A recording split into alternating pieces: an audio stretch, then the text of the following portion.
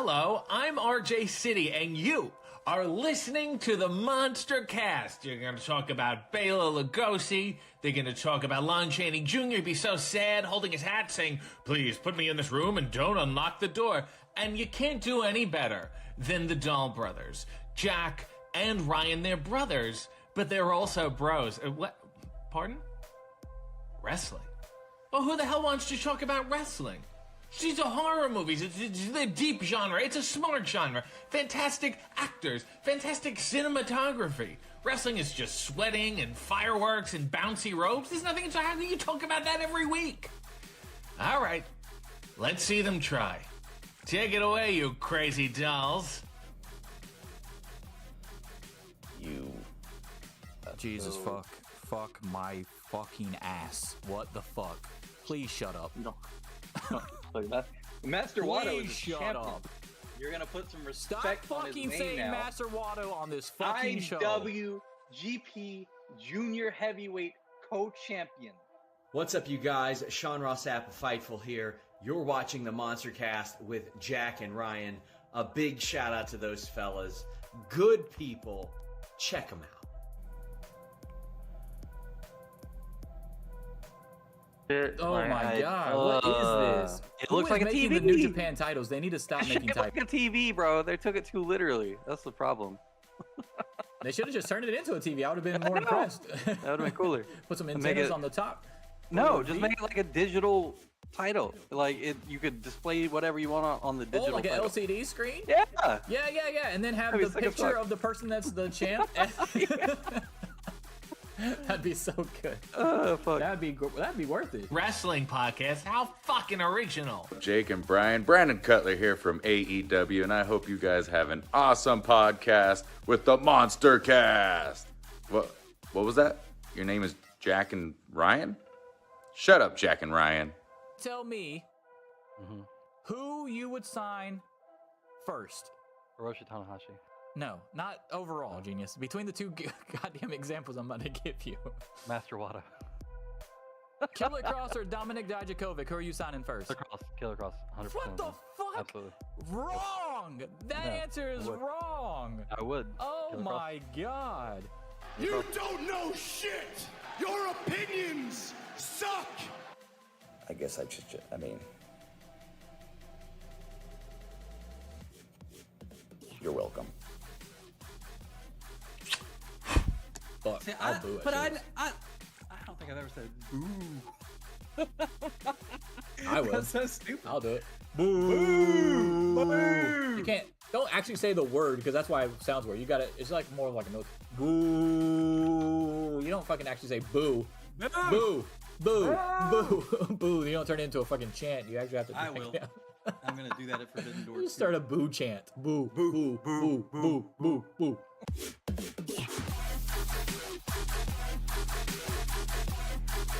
Here's your host of the MonsterCast, the Straight Edge Monster Jack and Ryan.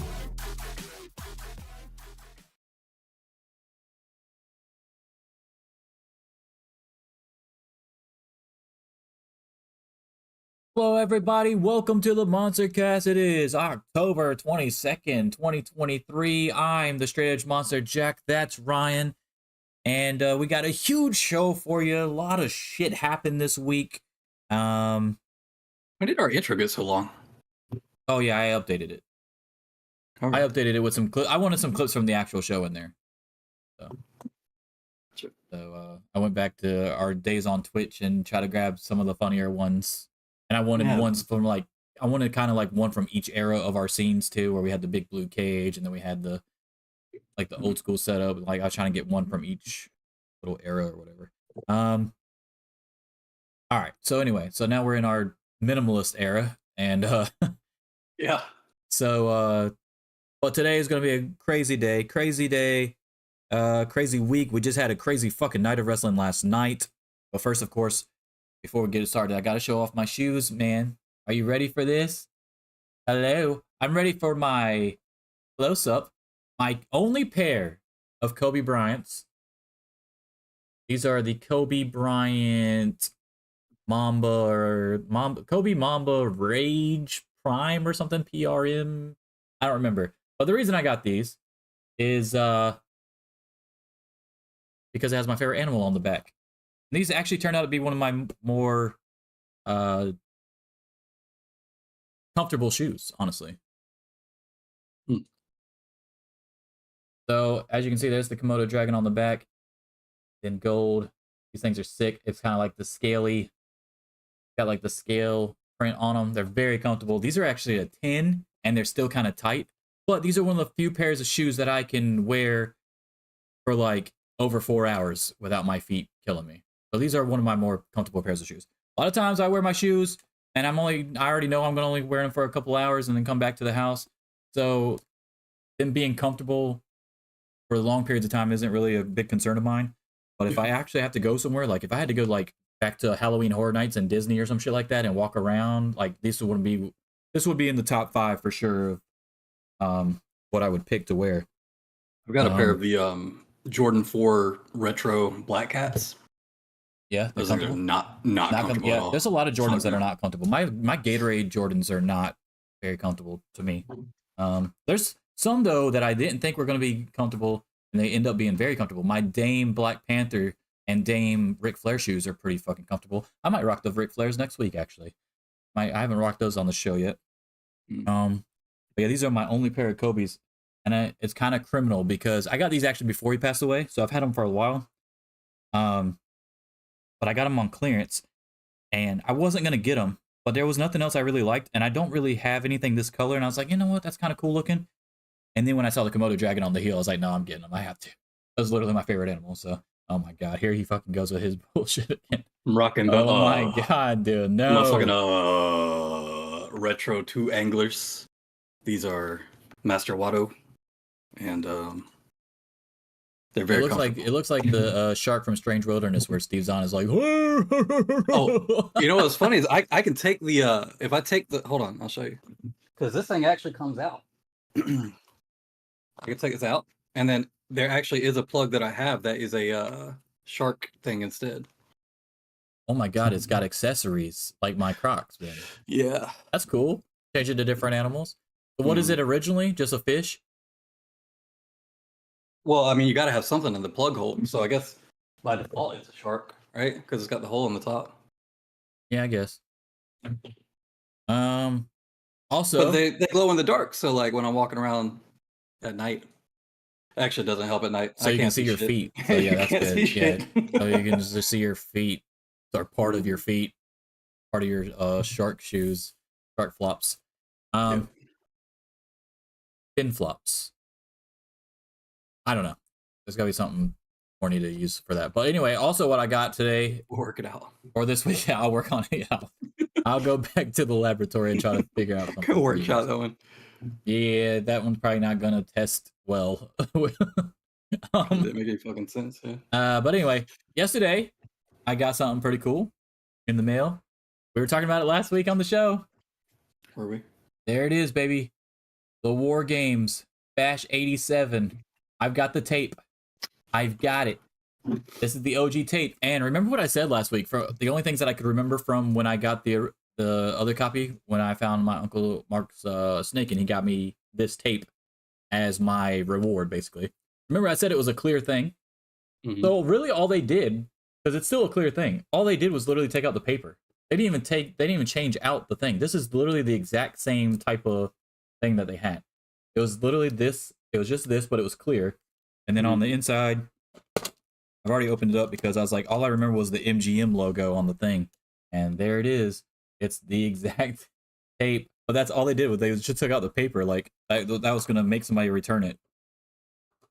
Oh, I got to have my paper back. It's like a video game manual paper back in the day. It used to matter a lot more.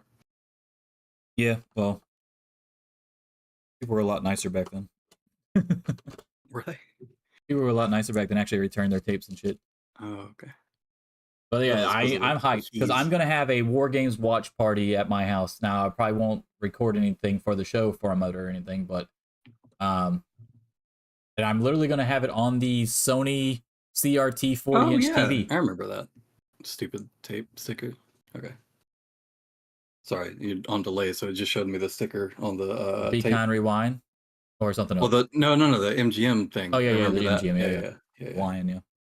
Mm-hmm. But for those of you who don't know about this, this is one of my favorite shows, and all it is a compilation of their entire tour that they had in '87. I was born in '85, so I didn't watch this till a little bit later, but I memorized this fucking tape, dude. I memorized this tape. This has got some cool shit on it. Got Rock and Roll Express and Midnight Express, of course. Got three Ric Flair matches on it. It's got his singles match with Jimmy Garvin, so he can go out on a date with Precious or whatever the hell her name was. How long is that tape? Huh? How long is that tape? That's what I was wondering, because it's got 2 War Games matches on this bitch. Because VHS standard. I know, because I remember Titanic and Casino used to have to come on 2 tapes. So I don't know. I mean, there were higher capacity tapes, but they just weren't common. I mean, it says approximately. It says approximate screening time of 125 minutes. Okay, yeah, so it's a typical tape then. But it's got Dr. Death Steve Williams versus Dick Murdoch on there. It's got Barry Windham versus Rick Steiner on there. It's got it's like a T120. Got Nikita Koloff and Lex Luger on there in the cage match. It's got the 2 War Games matches, of course. Big Bubba Rogers has a match on there. I want to say with Dustin Rhodes, but I can't remember off the top of my head. I memorized the good stuff on there. Let me just say that. I memorized the good stuff. Yeah, Rock and Roll Express and Midnight Express, of course, when they both when one team had the U.S. tag titles and one team had the world tag titles, they used to always fight each other anyway. I was like, what the fuck?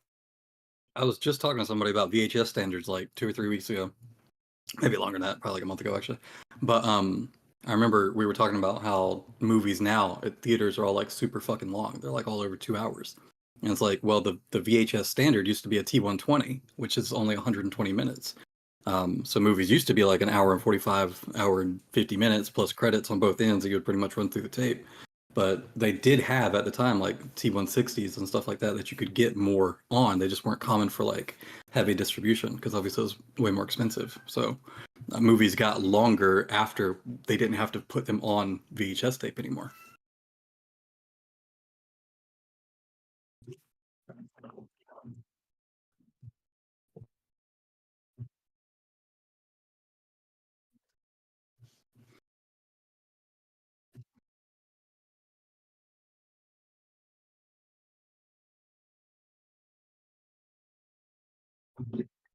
Hmm.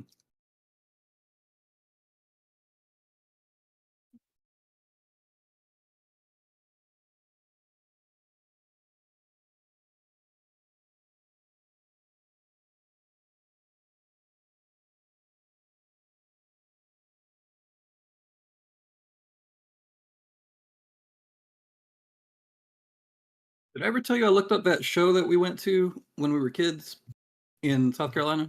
I found it on Hey, Cave you Match. did the high school show? Yeah, I found the exact fucking show. No way, with Bambi and Greg Valentine and shit on it? Yeah. Hold on. Was it Wahoo McDaniel that was there? Or was it Chief J Strongbow? I remember a Indian character being there, Native American character. I was talking to my friend Bonnie about it, and now I gotta go. Yeah, that's where Dad got his shoe signed by Bambi. Mm-hmm. I had my mic muted for a little bit while I was talking. I apologize for that. Yeah, I'm very hyped to watch this with my friends who've never seen it. Like, this is gonna be nuts. I think Michael's actually seen some of the matches that are on here, but I don't think he's seen the actual whole tape. So I know Robert hasn't.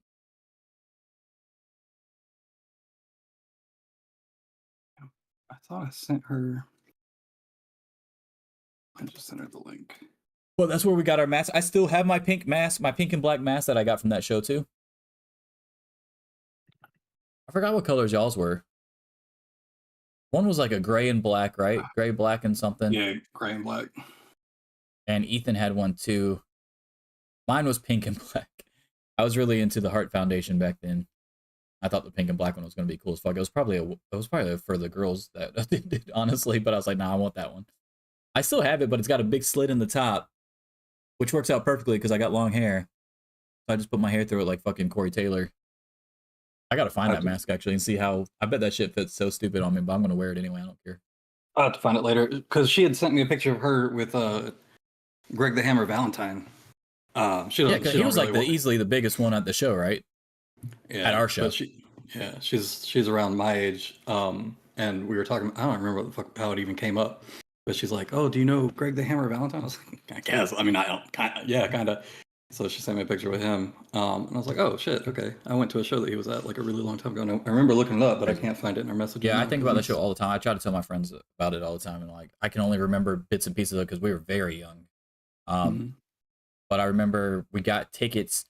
They gave out free tickets for us at the school to come give them to the parents or whatever. And then I remember mom saying like, we need like a few more tickets because we have a lot of people. Yeah. Because Ethan ended up going too. And then I don't even know Shayna was born yet then. But she was 92, right? She might have been born, but I don't know if she went to the show. They might have had a babysitter for her. Yeah. I don't think she would have been there. But anyway, so yeah, that was our very first. Technically, that was our very first show. Mm-hmm. But yeah, I definitely remember a lot of parts of that one. Dad just got a random shoe signed by Bambi, the wrestler. Dude, it was so funny. It Like, didn't can have you a sign my shoe? Like, you headshot or couldn't get an anything. 8x10, bro. Like, what the Yeah. fuck? I know she had a picture up there. You cheap bastard. You know, he didn't bring cash. Oh my! That's all they had back then was cash. That's not true. All right, They had cards. who doesn't bring cash to an event back then? There was no card readers at no fucking gymnasium or the Using merch Venmo. table. Or The Venmo OG from merch your table. pager. Well, don't talk to me about merch tables, baby. I went and got a fucking lucha mask at a Greg Valentine event in elementary school. Get the hell out of here. Preschool, one of the two. I can't remember. Had to be elementary though. It had to be like what, first, second grade, maybe kindergarten. I don't Damn. think if Yeah, that's anything, crazy. I might not have even been in school yet. Yeah. South Carolina, dude. Yeah, I know. It's crazy. All right. What the hell were we even talking about? Well, let me go. let me do this one right quick. We're up to 155 subscribers on YouTube, which we greatly appreciate. Let's get that scroll going so you guys can see what we're talking about today. But for every new subscriber in the month of October, we will shake the 8-ball on a special show on, I want to say the first show after Halloween is when I'm going to do it. And we will donate whatever item it lands on to the local Humane Society to help out cats, dogs, and the employees as much as we can. Items on there will include tennis balls, frisbees, boxes, jugs, Cheerios, cat treats, dog treats, pencils, pins, paper towels, stuff like that. So if you haven't yet, please consider subscribing. It's free, and you get to help out animals in the process as well. And you get to see us talk about dumb shit like the very first show that we went to in a random ass gymnasium. I can't believe you found it. Like, you found like the results from it and shit. Mm-hmm. That's fucking nuts. It wasn't cage match. It couldn't have been cage match. It was cage match. Holy shit! It was cage match. Yeah. Okay. And Who house found shows from respect for all cage kinds of match? shit. Oh, we just go to Greg Valentine's matches then, right? You'd probably have a harder time finding it from that, right? Because But we know the year time frame, right? We just started in 1990 and go up from there. It shouldn't be that many. Yeah. So there's a Greensboro. Yeah, but the problem is I don't remember specifically what year it was. You'd go back through. I don't remember what I looked it up by. I know they were on a specific leg of whatever tour. I remember that, but I don't remember it. I don't remember who I looked it up by when I found it. I'm looking again now, but because I tried to find it in the link in our messages. But Bambi would probably be easier than Valentine, just because she'd probably. Well, no, I don't think she had a match on there, did she? Yeah, but cage match will sometimes say with. Yeah, I know, and I can't remember if it was Wahoo McDaniel or Chief Jay Strongbow that was on that card, man. I know one of them was. It had to be one of them. I remember an Indian character being on that show. And I remember the long history that, Greg Valentine had because he had I Broke Wahoo's Leg shirt. So it could have been Wahoo, but I don't know. It was a long time ago. So that The other problem is I could've- had this conversation back in April, I think. So it's not even in my Safari history anymore. But God damn, it sucks. All right, we'll figure it out. And I'll find it. It won't be Yeah, that hard to find again. All right. All right. So before we get started, I do want to hit you up with the monster quiz out the gate. I have one for you this week. Let me get your championship up there. Ryan is actually 13-5, so this is our 19th question. And speaking of Greg Valentine, he's loosely based on this question. Like he's like tied to this question. He's one of the answers that you can pick from, is what I'm saying. Oh, okay. Yeah. That's fucking weird, actually. All right, so let's talk you about said it. loosely tied, so I don't think he's the answer. So go ahead. Well, you get what I'm saying. Otherwise, Like, he is tied. Well, we talked about, like, because of all the people that we talked about on this tape, and then you mentioned the Greg Valentine show. This is actually kind of fucking weird, but here we go. So Sting just announced his retirement, or his plans for retirement, right? He was the third ever WCW Triple Crown champion. Ric Flair and Lex Luger were number 1 and number 2, respectively. To win this honor, you had to become tag team champions. Who was Ric Flair's tag team partner? Was it A, Greg Valentine, B, Arn Anderson, or C, Barry Windham?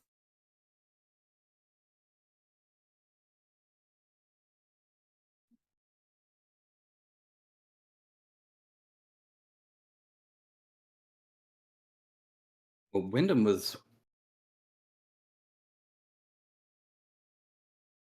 wasn't Wyndham tag champs with Austin at one point? That is a great question. I couldn't tell you off the top of my head. I'm trying to, yeah. But it doesn't really matter who Barry Windham was, because he's not the Triple Crown champion. It matters because I'm trying to remember where he was, like what they were doing with him, and then if he got moved into a program. Yeah, like okay, like specific eras of Ric Flair. I get you, because obviously he was all specific eras of Barry Windham. Well, Barry Windham was in the Four Horsemen, so you got that too. Yeah, at one point.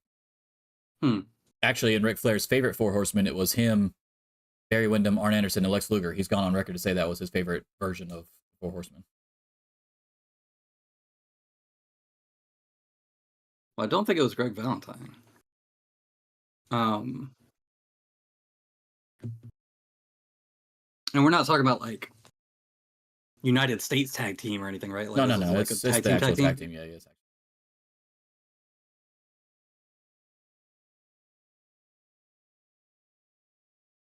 Fuck. Yeah, I'm gonna say I'll say Wyndham because I don't actually know. Because comparatively speaking to the Macho Man Randy Savage, you are nothing but garbage, yeah. Nothing but garbage, Gaina. That is incorrect. Sorry, I had to wait for the video to play through. I know you're on a lag or on a delay. It's probably looking at me like, oh, why the fuck isn't he answering me? No, the answer actually is Greg Valentine.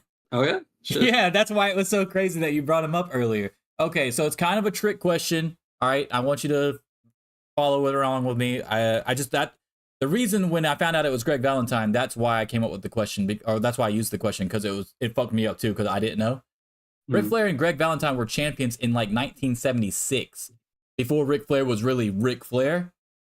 But it counts because Sting counts as the WCW Triple Crown champion, and Ric Flair and Luger are number 1 and number 2, even though that tag team championship happened before WCW existed, because they took the lineage of the NWA World Tag Titles. So those all count in the lineage. The only tag team I remember really with Greg Valentine was when he was doing Rhythm and Blues with obviously WWE. That's why I was just like, I don't. One of the, I want to say it's not the most expensive. We just had this conversation at work too, because it was like some useless knowledge that I had. But Kamala has the most expensive action figure, or one of the most sought after action figures, because of the variant that they came out with, because he didn't pass off on the one that actually looked like him. So they came out with a variant that wasn't actually his design. So, but they created like so many of the OG prototypes. So those, like Matt Cardona has one, obviously, with the actual moon instead of the bullshit side star. Those are like worth a shit ton of money. Like we're talking 20K, 40K, shit like that. The guy you were just talking about, Greg Valentine, Rhythm and Blues, Greg Valentine, he was also in that boat where he was one of those last ones that were advertised in like Toys R Us papers and stuff, but they don't know if it ever came out. And like, I want to say only a few of them actually exist. So they're worth a shit ton of money too. Anyway, it's kind of a trick question. It fucked me up too, because I'm sitting there thinking, it says Ric Flair was the first Triple Crown in WCW, and it says, hey, he had the tag team titles with Greg Valentine. I was like, damn, I don't remember that in WCW. And then you go to the date, it says 1976. I'm like, huh? I'm like, what the fuck are you talking about? WCW started in like 91, bro. What the hell are you talking about? Yeah, so it fucked me up too. I was like, that's a cool question. I was like, let me ask him. And then I thought right away when you started mentioning it, I was like, we're having this Greg Valentine conversation. I was like, oh no, this is not good for my question on Monster Quiz, bro. I wouldn't remembered anything from the 70s. They actually had it twice. They had tag titles twice together. I don't even remember that tag team existing. But like I said, that was 9 years before I was born. So, yeah, I thought I figured it wasn't Arn Anderson because I feel like that would have been the obvious choice that I want you to pick. Yeah. And but also like the obvious one. Yeah. And I know that Wyndham was doing tag stuff, so I just okay. Right. Well, there you go. No, I get that because Wyndham had the U.S. Express with Rotunda and WWF. He came over. He was with a bunch of people in WCW. Yeah, I get that.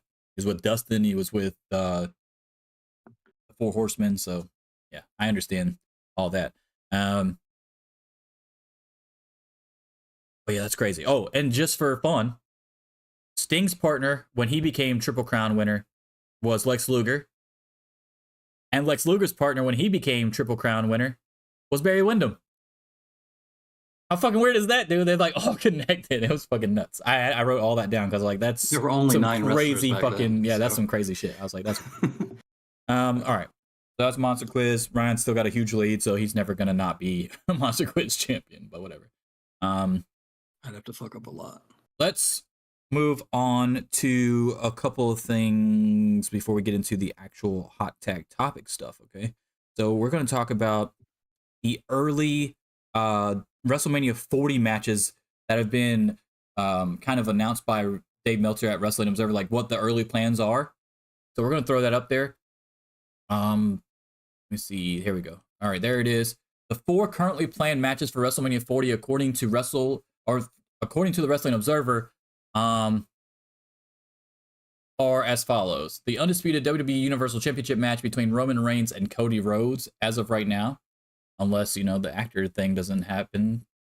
Maybe The Rock gets thrown in there instead. We'll see how that goes. But right now, that's what it is. Because, if The Rock, if they make that deal, we talked about it a little bit last week on the show. If they make that deal, Rock has to literally just bounce. There is no hanging around and doing a storyline and shit. He's gone.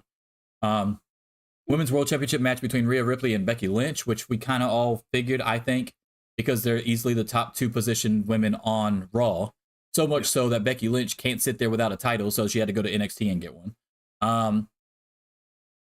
Brother versus brother, Jey Uso versus Jimmy Uso, which obviously there's planting the seeds to that right now. If you watch SmackDown when Jey came out and did the same thing to Jimmy that Jimmy did to him to cost him the world title.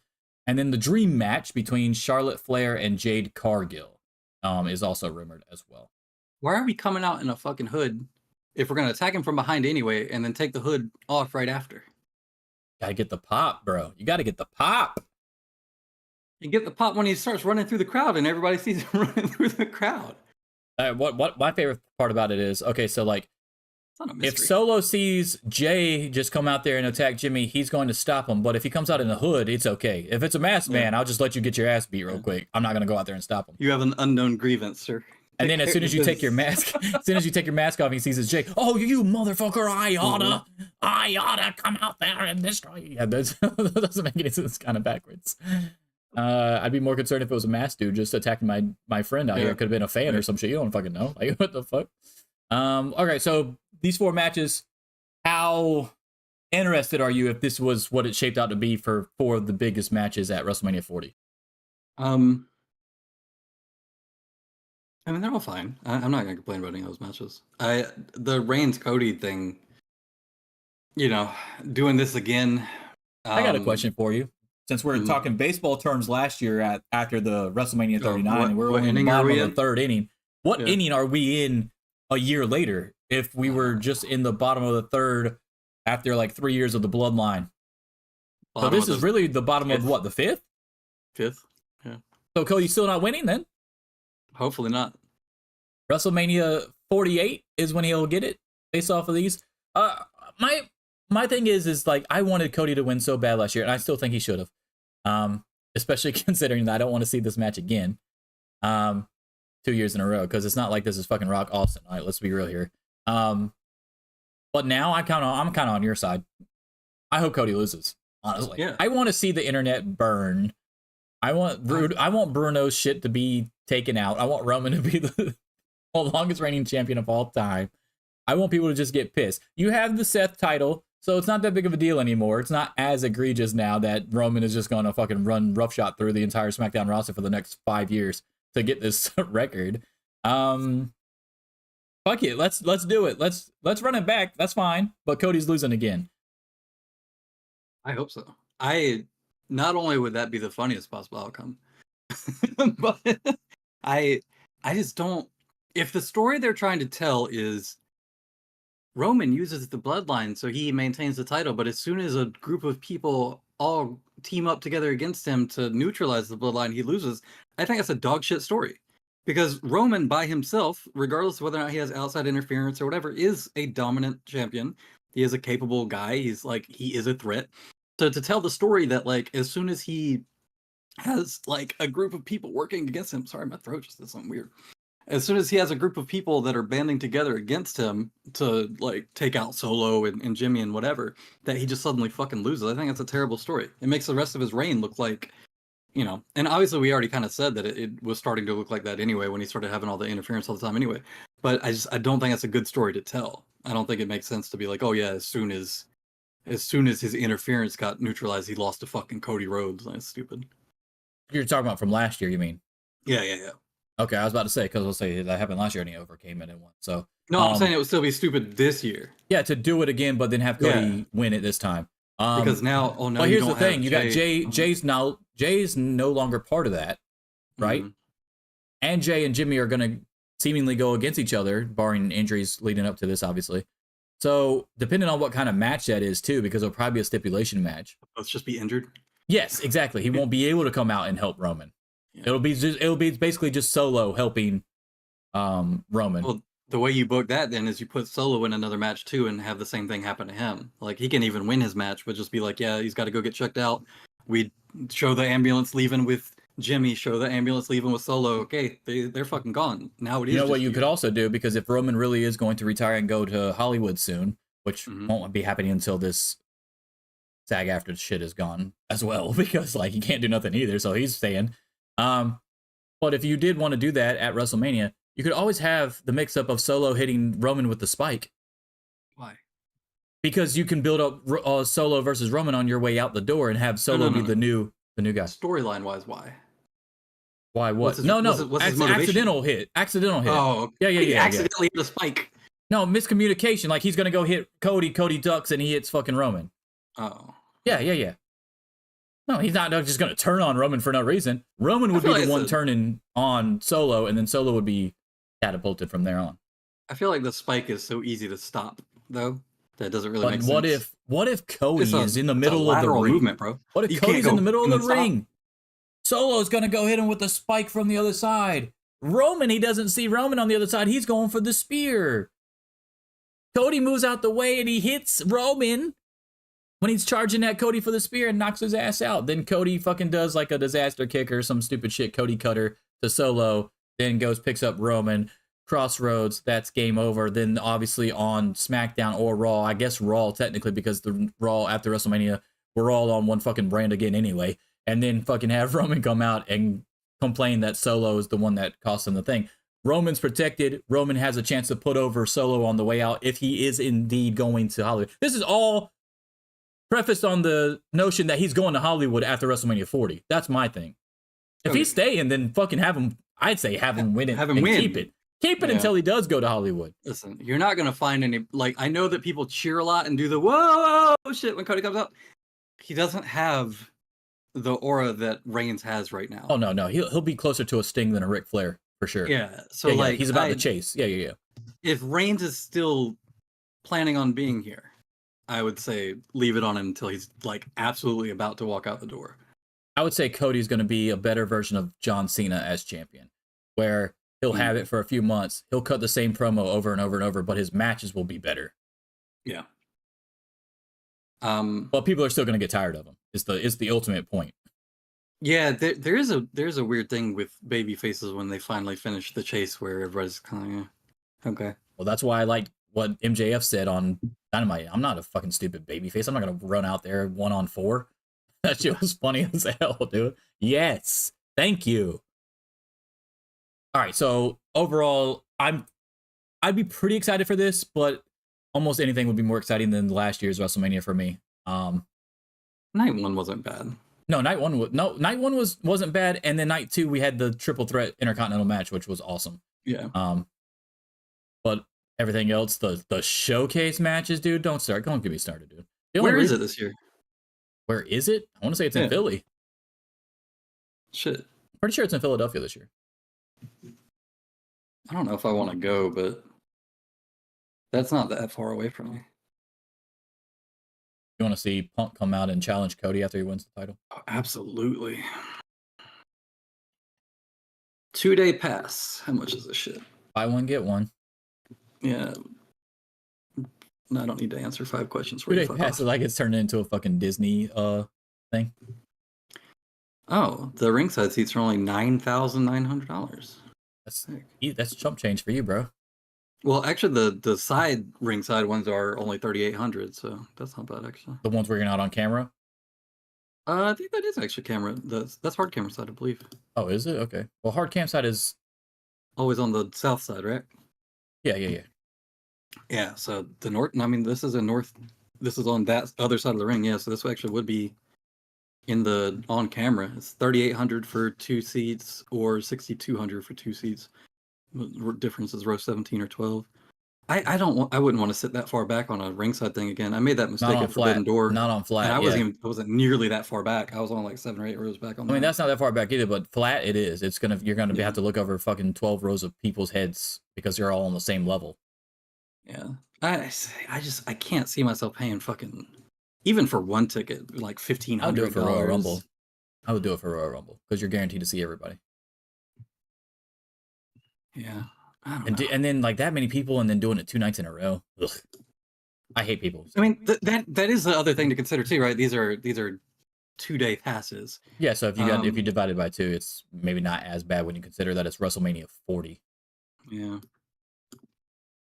But if I'm gonna go there and I have to watch fucking tag team showcase matches, I'm fucking out, dude. I'm done. I mean, there's a section 135, which is like up by the south side of the stage. The best part of the showcase match last year was Titus O'Neil on the men's one, on commentary. Yeah. Which you don't hear when you go. Exactly. Exactly. Yeah. Ding, ding, ding. Yeah. But yeah, I mean, it is like I'm okay with this too. The Roman Reigns Cody thing is obviously a meme within itself, but the other 3 are pretty good. I'd be okay with that.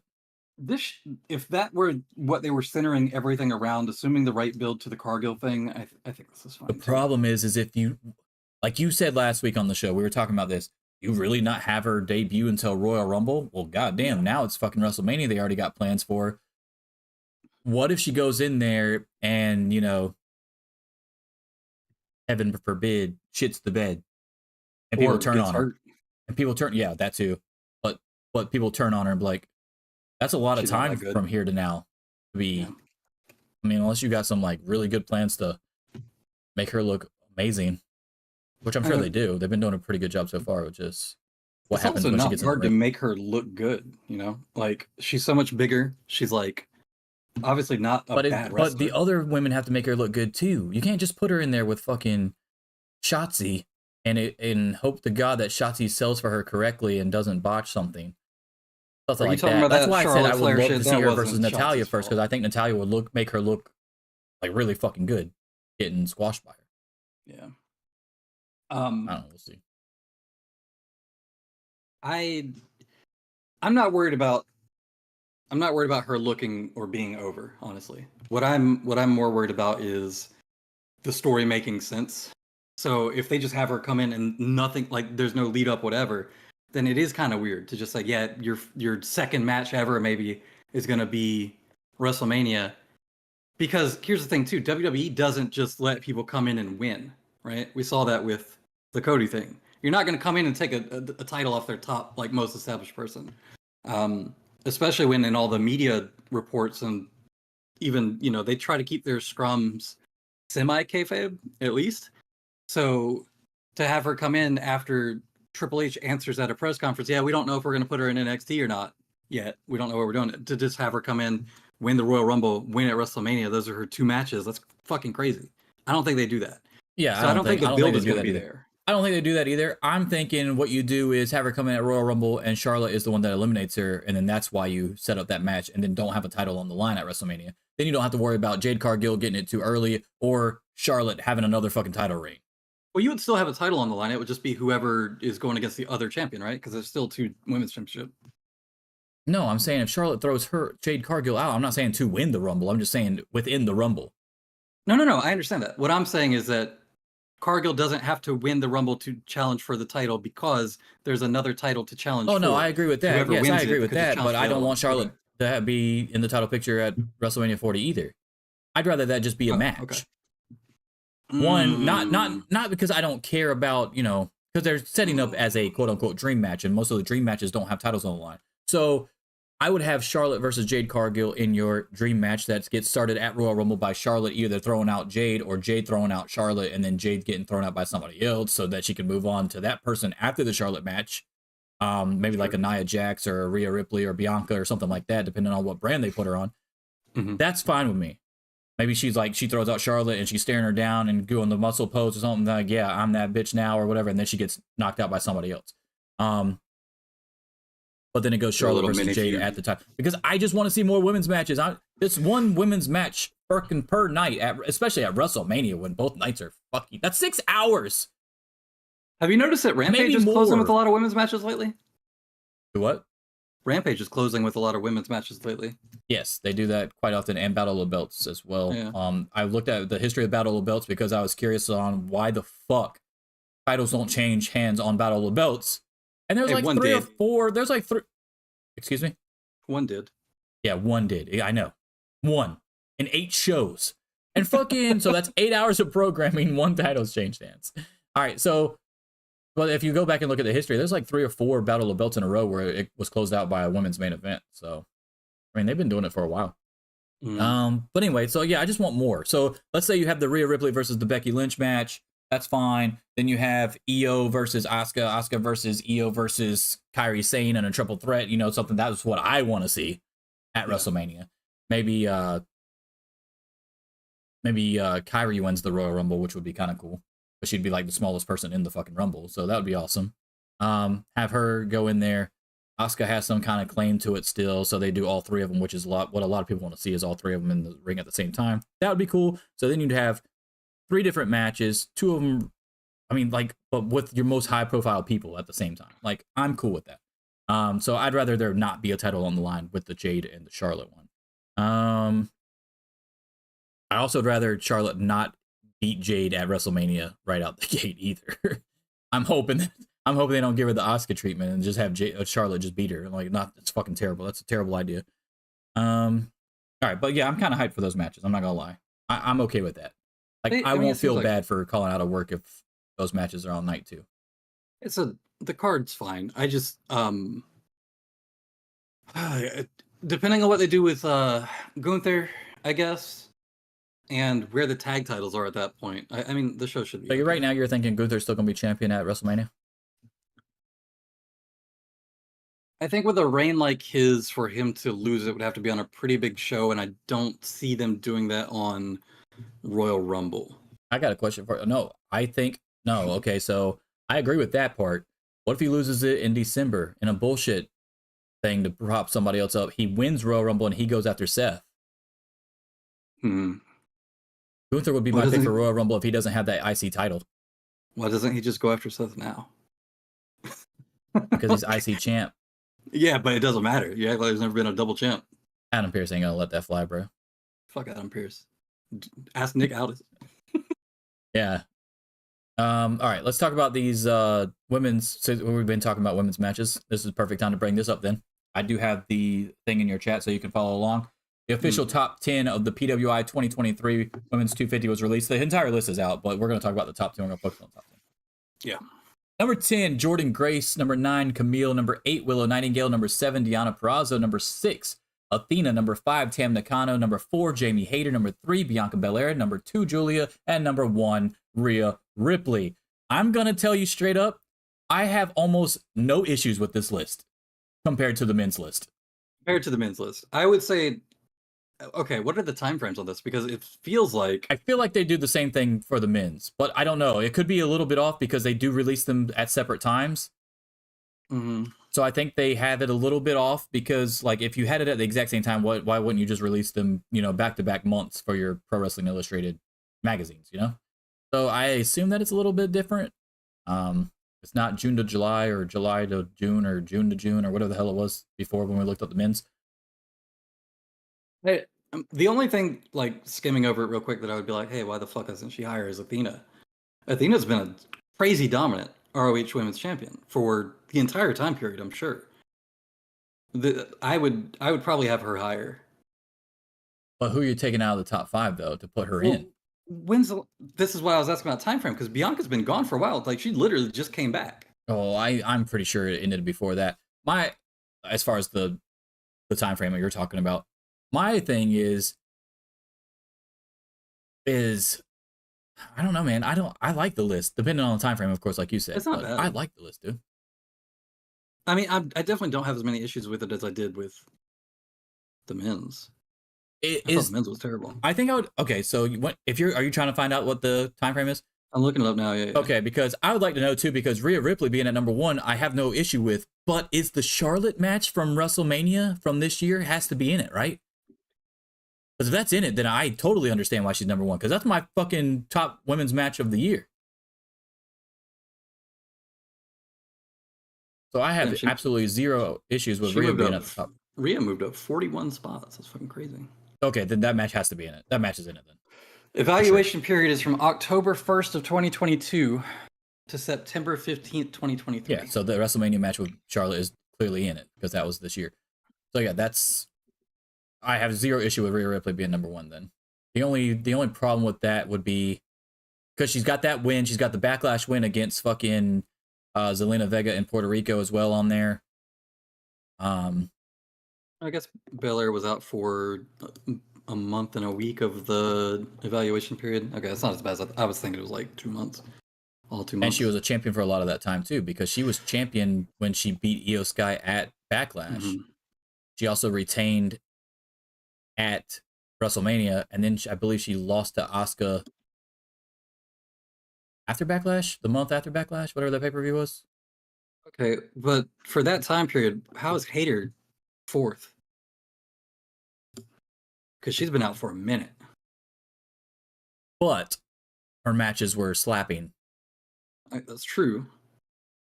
And she was champion at that time. She never lost the title either. So maybe that has something to do with it. I mean, she lost the title, but you get what I'm saying. She didn't really lose the title. She dropped it to Toni Storm in a bullshit match, but we know why she did that. We're talking about 1/3 of the time she wasn't even there for this evaluation. Yeah, I feel you, because like I feel like if you have Jamie Hayter that high, then why isn't Mercedes on the list too then? Yeah. Well, based off that, like if Jamie Hayter's at 4, mm-hmm. and Mercedes got hurt too, and the shit that Mercedes is doing, why isn't she higher? Camille is on there. Obviously, she had the hugely long reign with the NWA Women's title. I believe she is the longest women's champion in NWA history, definitely modern history. We all know why Willow's on there. She won the Owen Cup and the IWGP Strong Championship. Yeah. Was involved in that as well. Deonna Purrazzo, I want to say multiple-time Impact champion, women's champion during that time frame. Tam Nakano obviously been killing it over there in Stardom. And I believe is the current IWGP. No, not IWGP. Oh my God. She has a title right now. I know she does. I'm not stupid. I just don't know which one. She has a title though. Julia is the IWGP Strong Champion. Yeah. She's the World of Stardom champion, by the way. She's been fucking, man, that fucking last match. I saw the highlights from that last match she had. She is no fucking joke either. So I have zero issue with her being number 2. And my thing is, of course, we had the comments about Sayuri being number 1. I think it was her. Like I don't think it was her last year. She was number 1, and everybody like went up in arms about it. And I feel like we have this conversation every year. There'll be a Joshi wrestler in the number 1 slot or the top 5 slot. Everybody bitches about it. Who is that? Who is that? Why are they there? Why are they higher than Liv Morgan? Like, give me a fucking break. And then somebody will come out like Dark Flow. Priori risk. Yeah, that guy. He's the one that interviews Ibushi all the time, right? So he'll come out, throw out a highlight package from the matches that they've had within that time frame. Everybody's like, oh, okay, yeah, no, that's badass. She's good. And then they go right back to not watching any fucking Joshi wrestling. What the fuck? Yeah. We have the same conversation every year. Watch them. They're awesome. I don't understand what the problem is here. It's just a lot of wrestling to watch. That's true. But wouldn't you rather watch the good stuff? Like what? Like that's a lot of wrestling to watch. Then don't watch the bad stuff anymore. I understand that it's not as easily accessible. But Stardom isn't that terrible to get if you know what you're doing. Yeah, and you know, these are the same people that have no problem finding like underground fucking streams of every or doxing people. Yeah, you got no problem doxing motherfuckers when you get in an argument online about wrestling, but you can't fucking get Stardom. It's hard to find. All right, so I have almost no issues with this list. Maybe Hater's a little too high. Maybe I switch Hater and Athena then. You like that? I could see that. But here's the thing too. Hater, if they're saying that if the list started in October, or if the evaluation period started in October, she did win the title at Full Gear, right? Which was in November. Correct. She won it. So that was only a month into the evaluation period, and then held it for pretty much till she lost it, and then that's when she hasn't. So she held it pretty much till she lost it. That's what you just said. No. But when she lost it is when she got injured. Is when she left for injury. Okay. So she held it the whole time that she was there. Is what I mean. Obviously she held it till she lost it. But I mean, that's only 8 months because that was in May at Double or Nothing, right? So, but that has to hold weight too, though. So like you're holding the company's top title for that long. Yeah, but it's not like you're holding ROH's top title for the whole fucking period. No, I understand that, but you're not. You can't tell me that the ROH title is the same as the AEW World title when Athena's not even fucking defending it on. She's like the only person that's not defending her Ring of Honor title on AEW programming for whatever reason. It's not her fault. I don't know what the fuck Tony Khan is thinking about that shit because Eddie Kingston has no problem coming over and defending his titles. Claudio had no problem coming over and defending his title. The 6-man titles are literally on AEW wrestlers right now, which was defended on a fucking pay-per-view. Like, I don't understand why Athena is the odd one out here. She could get even more over and more eyes subbing to your Ring of Honor club. Like, I don't understand. Well, don't they record Ring of Honor on the same day that they record Collision?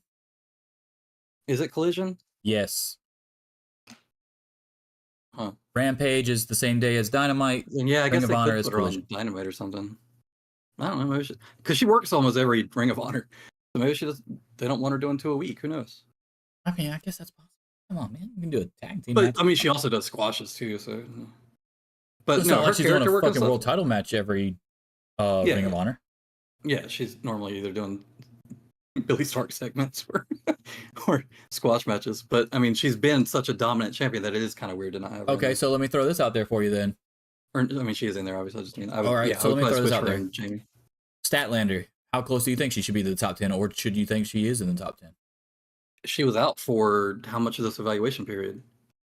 Like a crazy amount of time in it, right? She just got back a few months ago. Well, I mean, some of this is based off of kayfabe too, though. So you're telling, so you came back and you beat the most dominant champion in the company, and then not only did you beat them once, you beat them twice. Okay, okay. Evaluation period ended in September. She was injured at no, she was injured on a dark or some shit, wasn't she? She wasn't injured in a pay-per-view. Wasn't it Double or Nothing when she came back to beat? Yeah, she came back in May. So like I said, it was a few months ago. But so she's only been there because the evaluation period for this side of it ended in September. So she'd really only been there for 4 months. All right, no, okay. Yeah, she's off then. Okay. Yeah. I mean, she's high up on the list, but not top 20, not top 30. I wouldn't put her. Okay, I got you. All right. I think it's a little bit easier to follow their time frame than it is the men's. Doing the men's in the middle of the year to a middle of the year is fucking weird. It's because it's easy to remember the pay-per-views, and also because there's no WWE women in here except for Ripley, and we remember why she's in there, and Belair obviously, but we know why Ripley's in there, and it's because of the WrestleMania match, and then basically being dominant since. Well, so that's not hard to. it's also not hard for the women in WWE because they only have so many highlights because they don't let them really do anything throughout the weeks and stuff. Like Athena had an amazing match with fucking Kiera Hogan on a fucking Ring of Honor street fight. Like the awesome match with Willow Nightingale on a Ring of Honor pay-per-view. You go back and try to remember Rhea Ripley stuff after the Charlotte match and after the beatdown of Zelina in Puerto Rico. Like, what match really stood out? Got a 20-minute fucking kind of sleeper against fucking Raquel Gonzalez a couple months ago. Like, be fair, it's not like she's been killing it. Can you name a Raquel Gonzalez match where you're like, oh, what a fucking banger? I don't think she does anything wrong. I mean, it wasn't. The thing is, it wasn't terrible. It's just not something like that needs to go 20 minutes. I'm not saying that Raquel is like bad or anything, but what I'm saying is that she's not built up in a way where like her matches are currently. Well, yeah, nobody thought she was winning the title. Yeah, no, I if you're gonna have a match go that long, it needs to be against somebody that people think actually has a shot to beat you. Yeah. Yes, agree with that, 100%. All right. No, her wrestling is fine. It's not a shot at her, but like when she's built to the like kind of middling level that she is, where her character is basically like, I flex my back sometimes, and I guess I'd like, it's weird because they kind of give her like a big woman gimmick, but she's not really that big, so it doesn't work as well. Not compared to the other big women in the company. Yeah, it doesn't make any sense. If Rhea Ripley, Nia Jax, they weren't in there, Charlotte, if they weren't in the company, then yeah, she would look big compared to everybody else. But and she's like the if you're putting her biggest next person to, there. Yeah, if you put her like next to a normal woman, then yeah, she's got like big lats, she's pretty wide, like she looks fit, whatever. But compared to the other women in the division, the doing the big man spots just don't work. It doesn't work. They should have Rhea Ripley come out and literally do her pose and show her fucking back and just make her look good. I know they're friends in real life, so I mean that don't ever happen, but that'd be fucking hilarious. Yeah. All right, let's get started with the actual show now. You ready? 58 minutes in. All right. No, yeah. I mean, this is all. The PWI was a topic. We're good.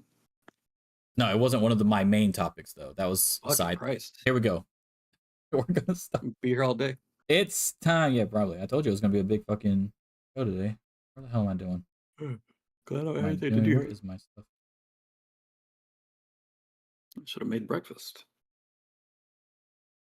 Get those hot tag topics up. Here we go. Mm-hmm. Number one, we're gonna start out with Swerve Strickland. We got to talk about this. It was for some reason a discourse on fucking X Twitter. It's always a discourse around Swerve.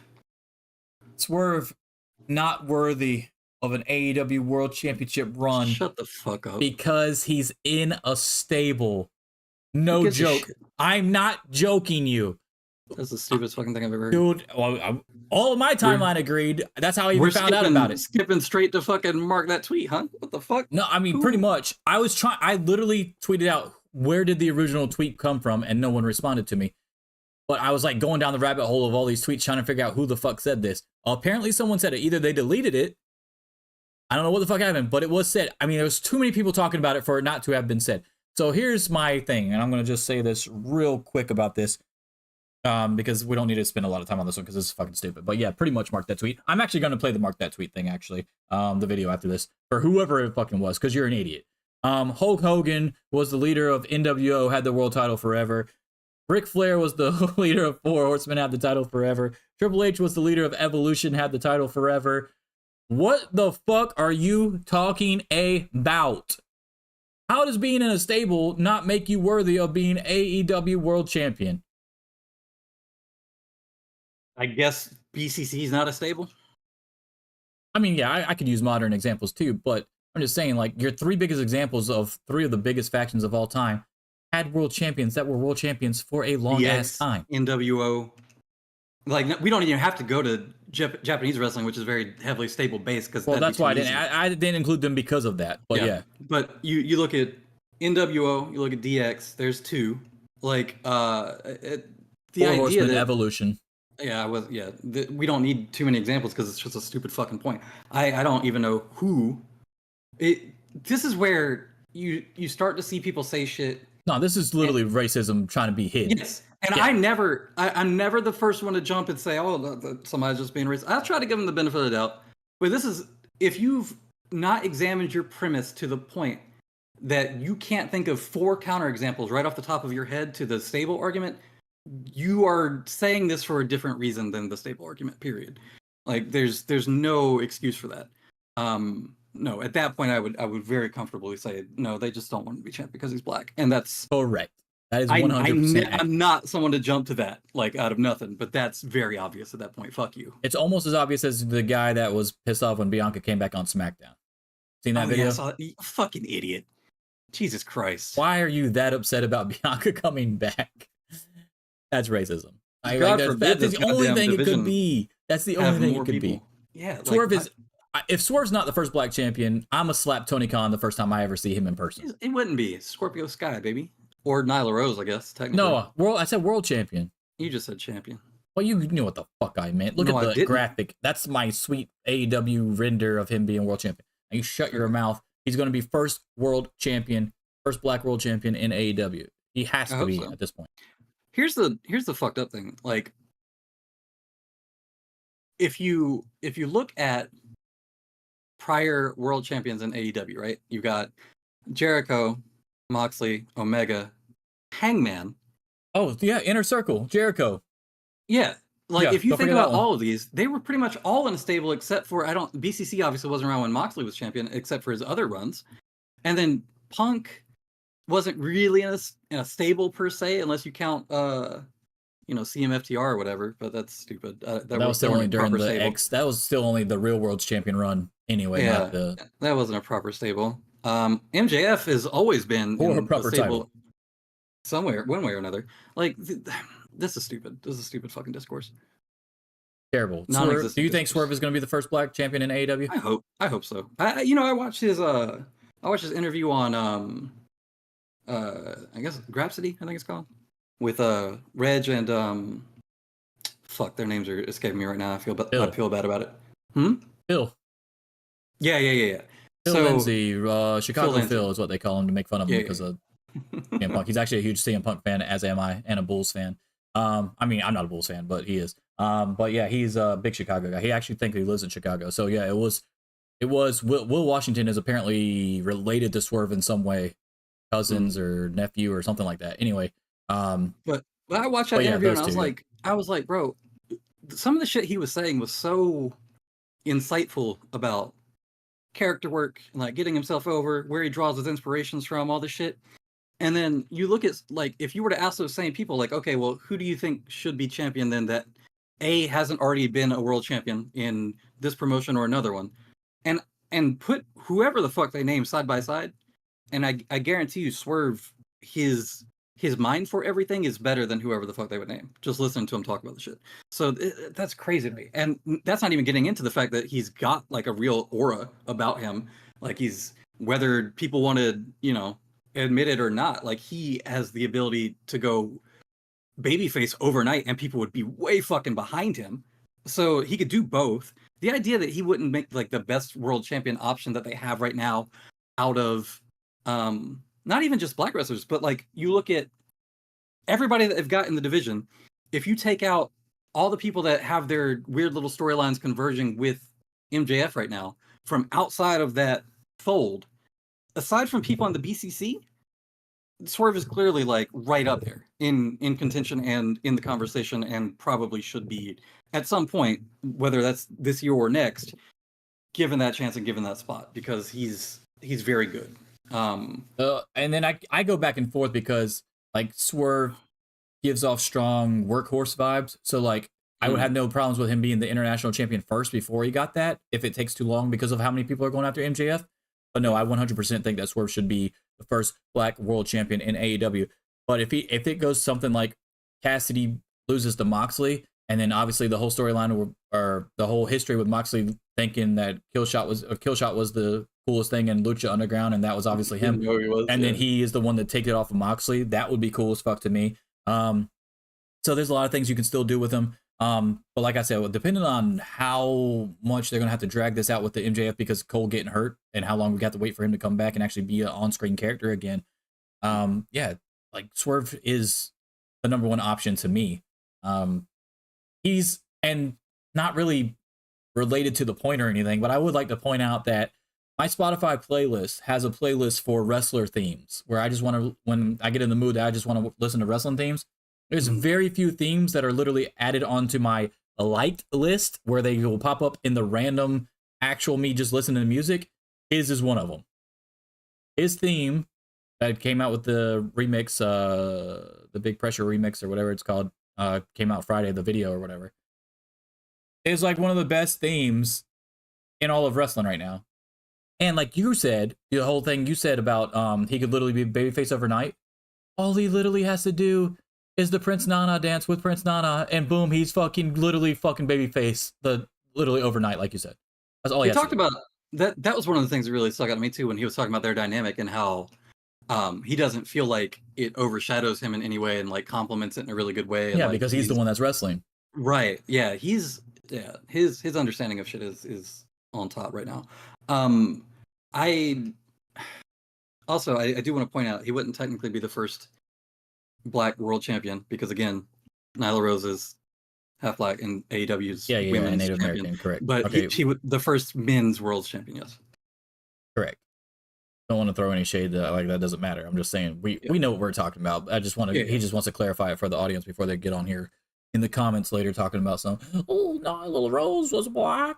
That's the world championship. Yeah, we know. I promise we know. Not We taking also it know away from we also know Ricky Starks is black. So if he ever becomes world champion first, he would be the first men's world champion. All right, so we both agree that that's fucking stupid. Let me play the video because we don't have a mark that remark this week, so we're just gonna play it because I don't know if whoever you saw said tweet. that, and I hope I eventually find the tweet on X about that shit because it was terrible. They But we're deleted gonna that shit by now. they had to have deleted it because I couldn't find it anywhere. Listen up, you prick! You don't know shit! Your opinions suck! You fucking mark! That doesn't work for me, brother. You're going to be using that one a lot. Love the Hangman episode of AEW, by the way. This morning that I watched, it was pretty good. Oh yeah, I watched hilarious. that too. I was still awake when it came on, so I stayed up real fucking late. Yeah, I caught that too. All right, let's. I'm rocking the Texas Tornado shirt today. I don't know if you noticed or not. I did see that. You excited? Have you watched the trailer for the Iron Claw? The A24 thing? No, I haven't watched the trailer for it. I've seen production shots of it and stuff, but I haven't watched the trailer. It actually looks pretty good. It looks pretty good. I'm excited to see it. Don't know if I'll go to the theater. I kind of want to, but I don't know if I will. We'll see how that goes. All right. Speaking of lists and Swerve, I did reach out to Righteous Reg from the Grab City podcast. Mm-hmm. However, he did not get back to me. I assume that either he thought my questions were stupid that I asked him, or he's just been busy, obviously, and he has a lot of DMs that he just ignores. But he released his, I believe, 5th annual top 500 black wrestlers list. We're going to discuss the top 5 here. Okay. And I would like to say my most surprising thing about the list, I did ask him now. I asked him 2 questions. I asked him what the time frame was for his year, because I don't know it. And I also asked him if leaving Chris Bay off the list was an oversight or if there was another reason why, because Chris Bay should definitely be on the top 500. I feel like he should be in the top 10. But he's not on the list. I've looked many times. I know it's not easy to look through 500 fucking names, but I looked 3 times and I did not see his name. So interesting. So here's the top 5 for that. Number 5 is Ricky Starks. Number 4 is Willow Nightingale. Number 3 is Swerve. Number 2 is Athena. And number 1 is Brian Keith. Now, I'm not going to sit here and act like I know what I'm talking about with black wrestlers or anything. It's his list, obviously. It's an awesome thing that he does. I think it brings a lot of awareness that people need to see. And Brian Keith is great, and I do believe that he should be signed to AEW. But there's no way I don't have Swerve Strickland in the number 1 spot here. Yeah, Brian Keith at 1 is weird. And he's been getting a lot of attention lately, and again, this is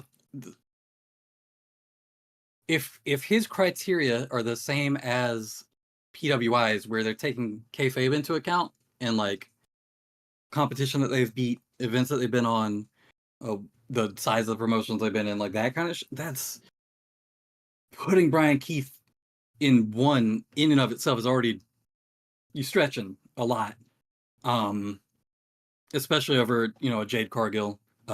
Ricky Starks has been fairly active and you know, even I guess even if you look at his matches with Danielson where he was losing and stuff, it's not like he came out of that looking worse. He could just be a huge fan of Brian Keith. I mean, if I made my own list, I'm putting Danielson at the top of the top 500 wrestlers in general. Yeah. Right. So he's my favorite. Like, there's a lot of people that also say, like, there's this discourse on fucking Twitter. I literally tweeted about it earlier today. The new thing, or the old thing, was when you got in a Twitter argument about wrestling, facts is what everybody used to use. Now it's not even close, is what they like to say. And they've been saying that shit about Ospreay and Omega, and even some people, Danielson, about who the best wrestler in the world right now is. I'm picking Danielson. I know you would not probably. You're probably picking Ospreay or... Okay, so I don't know if you saw, but Will Washington made a tweet, I think yesterday or the day before, where he said, Bryan Danielson's the greatest in the world. Greatest wrestler ever. And fucking Brad Shepard quote tweeted him. Oh my God, he's still around? Yeah, I know. I deleted. I mean, I blocked him, so I didn't know. I blocked him a long time ago. He quote tweeted him and said, "Oh yeah, this is what happens. This is why AEW's, because you got these people that are like fucking marks for the Meltzer 5 stars and blah blah. There's no way he's the greatest in the world. All this bullshit." First of all, Bryan Danielson has like 4 5-star matches. So if it was about being a mark for the fucking star system or whatever, they would have said Ospreay or Omega, or like literally anyone that has way more fucking 5-star matches than Danielson. It's the dumbest fucking thing. And then I think I said to him, I said, hey, like, can you name specifically who you think is better? But you hard mode, you have to explain specifically exactly what you think they do better than Danielson when you name somebody. Because no, if you ask me right now, like, who's my favorite wrestler, it wouldn't be Danielson. But if you ask me, like, who the best professional wrestler of all time is right now, I would say that the conversation is probably between Danielson and Omega. And when we had the Mount Rushmore argument last week, when we got into it, wasn't Danielson, Omega, and Ospreay all 3 on your list for Mount Rushmore? Yeah, and there's a funny thing with that, where one of the things that I will often call out when I'm doing like data projects or like change control, stuff like that. Like in my job, what I do is like data analysis and quality work. I'm a project manager. And a lot of the stuff that I look at, I have to extrapolate meanings from data. And one of the big things that I really struggle with when other people are telling me their interpretation of stuff is that they are often affected by what we call recency bias. So they will give their explanation of why they think something has changed the way that it has compared to the way that things used to be, but they'll be more biased towards the new thing because they'll be like, oh, this feels so much better than it did 2 years ago. It's like, you don't fucking remember. So when I'm thinking of that in the context of who is the best wrestler of all time is a long fucking time, and it doesn't just count people that are currently active. So even when it comes out of my mouth and I say, these are 3 guys that I would consider like the greatest of all time, even I know that there probably is some recency bias in that. And if I went back and actually looked at the whole of professional wrestling history, that maybe 1 or 2 of them could get eked off that list. But what I will say is that there is no like competent argument that anyone can make to me right now that says Bryan Danielson, Daniel Bryanson, fucking American Dragon, goddamn whatever you want to call him, for the whole of his career, start to finish, shouldn't be like easily in that conversation. Like, if you want to fucking nitpick, you could probably name some people that I might even agree with you, might edge him out a little bit, but to act like it was such a stupid fucking thing to say, Shepard's a goddamn moron. Yeah, that's why I don't like the "and it's not even close" thing at the end of shit. Like, I hate to break it to everybody, but Omega, Ospreay, and Danielson are all that close. That's why the arguments are there. That's literally why. That's literally why, dude. Like, if you took a legit, unbiased poll of 100 people, it would be 33, 33, 33, and then somebody would just eke out the 1-point win on somebody on who the best in the world is right now between those 3. Now, greatest of all time is obviously a little bit harder to talk about, because like you said, you'd have to, okay, and here's the thing, a lot of people complain about Meltzer's ratings, right? Oh, the ratings don't matter, he doesn't know what he's talking about. That dude's been watching wrestling for fucking almost 50 years. He's seen more wrestling than you will ever see. He knows shit that you will never, he's forgotten more shit than you will ever know about wrestling. That's why his ratings matter. They mattered in 87, and the wrestlers knew who he was. The video that I sent you from the Great American Bash Tour, they were literally talking about Meltzer in the fucking backstage area. Okay? Yeah. Like, they know who he is. He's been prominent for a long time. That's why his ratings fucking matter so much. It's like, to me, it's this, like, when people complain about Meltzer or people like doing shit for Meltzer or taking his ratings seriously or whatever because it's just a guy's opinion. I'm like, you would never say that about Roger Ebert coming out with a review about a movie. You would understand that it's based on like the totality of his experience in watching and critiquing film, that he has watched way more fucking movies than you ever will, that he is integrated into the film business in a way that you never will be, and has seen the changes in that business over time and what's considered good now versus what was considered acceptable then. Like the idea that even if you don't agree with whatever rating he comes out with for a movie, you would never disrespect him as a expert on the topic. Yeah, and I see that so much with Meltzer. Here's the other thing is, don't understand. Here's the other thing is that anybody that does any kind of star system for their matches, they're already giving Meltzer fucking indirect credit for what he does by even having a star system, because that's his system. So you're acknowledging that the system is something. It's just something that you don't agree with. I don't agree with Meltzer. I gave Swerve Strickland versus Hangman Adam Page 5 stars. He did not. I think he gave it 4.75 or 4.5 or something like that. Doesn't mean I don't know that don't think that he doesn't have any idea what he's talking about and that his ratings are trash and that no one should ever listen to his ratings. That doesn't mean shit. And then people that bitch about like the 0.25 difference, and he's like on Twitter like trying to explain to him like it's not that big of a difference. It's a 0.25 ratings difference. Like, and people get all up in arms. Like, why are you getting so upset if they don't matter to you? If you're trying to spin this narrative that they don't matter. And by the way, then he's literally gonna have to draw like a fucking logarithmic scale so people understand. Because I want to bring this back to the obviously topic, because we kind of went away and started talking about white dudes, but to the righteous Regis. Well, yeah. Speaking of, why are there pictures of us on Righteous Regis? Because it says MonsterCast reacts. Yeah, I guess. Jesus. This is what I'm going to use for the YouTube thanks. clip. Cool. I didn't want to use a clip of him if he's not comfortable with me. Photoshop those little African hats on our heads, bro. No. Oh, I might. Now that you put it in my head, I might. But anyway, you know what? You just fucked up. You just fucked up. I'm doing it. I'm doing it. So anyway, I didn't know if he would be comfortable if I used his picture. You know what I'm saying? Oh yeah, that's true. Yeah, that's fair. I didn't want to use his picture. I mean, I would have at least thrown him in there with us so we all look like our best friends. I would probably throw like his Twitter profile picture or something. I'm actually gonna link his Twitter in the description. So yeah. So if you want to see the whole list, you can see the whole list. I'll actually find the tweet where he released the whole list and I'll link it. People should definitely be following him for sure. Him, Phil, Will Washington, who obviously isn't part of the Grap City anymore because he works for AEW, but you should be following all three of them. He's like, they're all very entertaining and very good at what they do. So I'm the huge fans of all three of them. But I will say that Brian Keith is not my number one on this list. Yeah, that is a weird choice for me. In my defense and in Reg's defense, he's probably seen a lot more Brian Keith matches than I have over the past year. So that's something to be taken into account. And also, the only reason I'd have Brian Keith a little bit lower is because the other four in that, like just talking about top five, Brian Keith would be my number 5, because Ricky Starks, to me, has had a 5-star match. Willow and Athena had a fucking really good fucking match, 4-point-something match together. And Swerve had a 5-star match with Hangman. And Brian Keith, in the stuff that I have watched, have not been 5-star matches.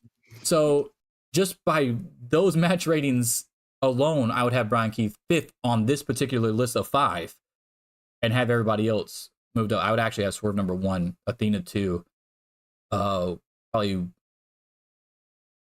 Starks 3, Willow 4. Willow's would be in the same spot, and then Brian Keith 5 is how I would rank those top 5. But I mean, it's nothing that egregious either. It is weird that Brian Keith is up there, but I will give him the benefit of the doubt. He's been doing it for 5 years, and obviously he watches a lot more Brian Keith matches, and you know, I know he watches a shit ton of indie stuff, so, and he goes to a bunch of shows, so I'm not going to sit here and be like, oh, that's blasphemous that he's up there that high, because maybe I should watch more Brian Keith matches, and maybe that was a thought process behind the shit too. The other 4 people that are in the top 5, you can watch them every week on AEW. Brian Keith, you can't right now. He should be signed. Based off of the stuff that I've seen, he should be signed to AEW. But maybe maybe more people need to go out and actually watch Brian Keith matches. Maybe that's what his agenda and what he's trying to do. Maybe. Like, I know he's been doing stuff with Defy. I know that he's the champion of some Texas promotion and has been for a really long time. Because I remember looking into him when he had the Hangman match on, was it Rampage? I don't know. He had a match with Hangman. Yeah, I'm pretty sure it was Rampage. He had the cool little vignette in the back too before he came out. Yeah, that was cool. It was just like a month ago, and I remember looking into him at the time, and I was like, oh, okay, like his character works pretty cool. Like he does seem. I remember he had there was some championship that he's had for like some crazy amount of time. I think it's like some Texas Indie or something. So maybe that's maybe he's looking at it like kind of like a Cardona type situation where this is somebody that's got, you know, indie championships. He is frequently like sort of breaking that line into having AEW matches sometimes and having, you know, I think he's done some GCW stuff too, but like, I don't know. Just from, I think if you're considering the criteria in the same way that PWI does, I can't say that I would put him at number one just because of stuff like he comes onto Rampage and he has the match with Hangman, but it's not like it's, you know, super competitive or anything. Hangman still wins pretty clearly. He just had wasn't he just in a tag match on? Yeah, with Exodus Prime. Yeah, and that one, you know, it's not like they were super competitive in that match. So it is weird to say. Like, we understand why it's happening on the outside because it's like, okay, they're being brought up from an indie. This is a guy that's popular on the indies. He's getting more popularity in the mainstream. But when he is coming over, it's not like he's winning. So to have people that are actively winning championships in these bigger promotions under him feels a little fucking weird. I mean, I still want my Brian Keith Bandito tag team in AEW and win the tag titles. I want that so bad. I wanted it to be Hangman, but now he's back with the Elite, so that's not going to happen. So Brian Keith and Bandito would be cool as fuck now. Oh yeah, like you got Bandito and the fucking Bounty Hunter, dude. Like that'd be so fucking cool. Like I feel like that tag team would be fucking awesome because he's like the brawler and then Bandito's the high flyer. Yeah, that would be badass.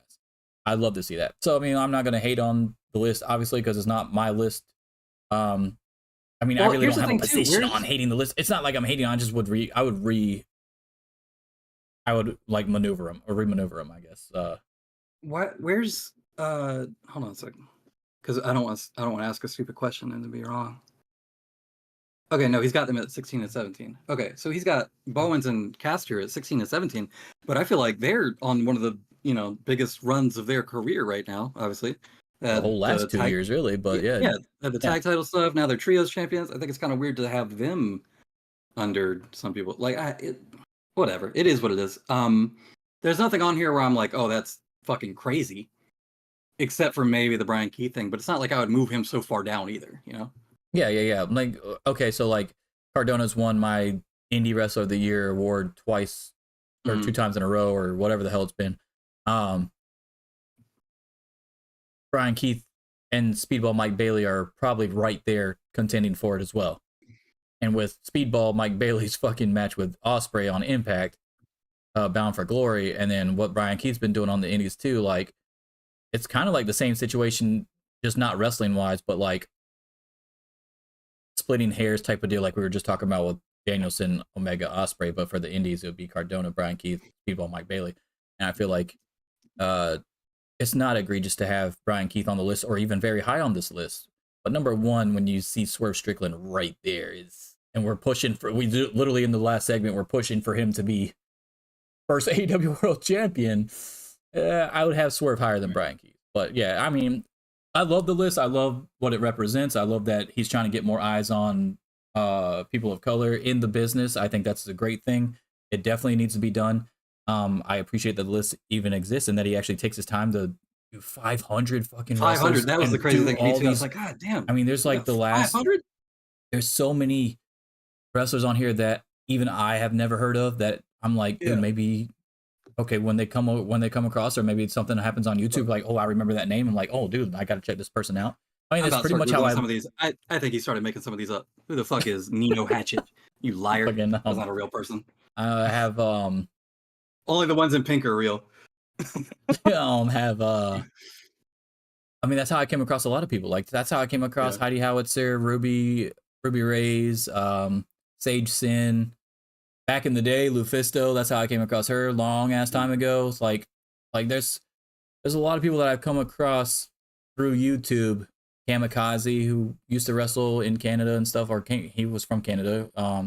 Did an interview with him a long time ago. Moss on here. Huh. So I mean, there's a lot of. I mean, Hook's not on the list, so I was kind of disappointed about that. Hook isn't. What is Hook's not Taz? black. I'm just fucking with you. No shit. What is Taz? Italian? Yeah, for sure. Anyway, I mean, I love the list though.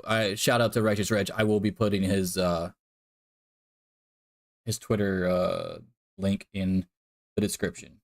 All right, let's move on though. We got to move on because we're an hour and 30 minutes into this show already. We got a long way to go. Bound for Glory review. Let's talk about it. Bound for Glory was last night as well, happening at the same time as Collision and Battle of the Belts. This is not so much a review as it is a recap and what I really liked from the show.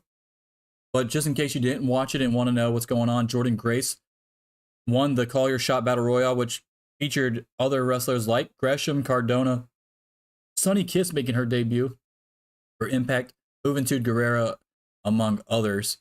She immediately called her shot at TNA Hard to Kill. We'll get into that in a second. To whoever the knockout champion is at the time. But right now it's Trinity because Trinity retained her title in a very good match against Mickie James. Chris Bay and Ace Austin, one of my favorite tag teams in wrestling right now, get their tag titles back where they belong after they defeated the Rascals. Chris Sabin defeated Kenta and retained the X Division title, which I think would surprise a few people. Did love the tease for the go to sleep. He teased the go to sleep and everybody was blown because they were in Chicago. If you do not know, he was teasing that and then fucking flipped everybody off. That was pretty good. You're gonna boo somebody for his move. Yeah. Ospreay defeated Mike Bailey in the match of the night. And that fucking hidden blade that he did on Mike Bailey, the sound, the speed, he fucked him up. It was great. And then, of course, Alex Shelley, I think that was the biggest shocker of the night. I think a lot of people thought Alexander was going to get his title back at Bound for Glory. And Alex Shelley retained, so that was cool. And then afterwards, they ran a vignette and announced that they're going back to being called Total Nonstop Action, TNA. A lot of people loved it. Some people don't. I'm one of the few that actually do like this move. I've never really... like Cher Delaware said on Twitter, I just got used to calling it Impact on a regular basis where I didn't accidentally say TNA or type out TNA. It probably won't take me as long to go back to TNA. But they have nothing to chant. There's no letters to chant in TNA. Impact. Like, that's stupid. Like, you can't chant that. I-M-P-A-C-T. I-M-P-A-C-T. Well, you could just say Impact. It's 2 syllables. What do you mean? Impact. No. Impact That just doesn't sound good. Wrestling. Yeah, you could. Impact Wrestling, yeah, I guess, but that's still not that good. TNA. So I'm glad that they got that back. I think that's a big deal. I like the TNA logo better. I mean, I don't know. I don't think they're going to go back to the 6-sided ring, even though I think they should. I think that they should go back to the older looking titles. I think their earlier titles looked a lot better than their current ones. So I'm hoping all that stuff happens. There's a lot of people that are excited about it, like Denise, and I am, and I know Sean Ross Sapp is very excited about it. I'm excited about it. There's some people that aren't, like Raj, but he doesn't know what the fuck he's talking about ever. So he said, well, what the fuck did I put on? Do you remember my tweet when I quote tweeted him? He said something about I don't get it, and I quote tweeted and I said, I don't get it should be in your Twitter bio. I think that's what I said. Anyway, so I love the move. The matches of the night where you really have to go check those out. Oh, and then I forgot one. PCO won the 4-way Monsters Ball match as well. But it was relatively short for a 4-way Monsters Ball match. It was only like 10 minutes. I would go out of your way to watch the Battle Royale, the Call Your Shot Battle Royale. The Trinity versus Mickie James was my number 2 match of the night, and my number 1 match was Ospreay and Mike Bailey for sure. I think that was really cool. So yeah, I'm hyped about where they're going. We're gonna see how Hard to Kill is in January. I got a ways to go to get there, so we'll see how it goes. But I'm digging Impact, and the problem with Impact and now TNA is that this is how they used to get me. It's how they used to get me. they used to suck me in, and Slammiversary or Bound for Glory would be pretty good. And then you watch a couple of their shows afterwards, and like, I'm not feeling this. Yeah, but there's no Hogan anymore, and we should be all right. No, I mean there was no Hogan before that either when I was doing it. So Okay. I don't know. I don't So know. what Raj said was, haven't most people referred to Impact as TNA over all these years anyway? I don't get it.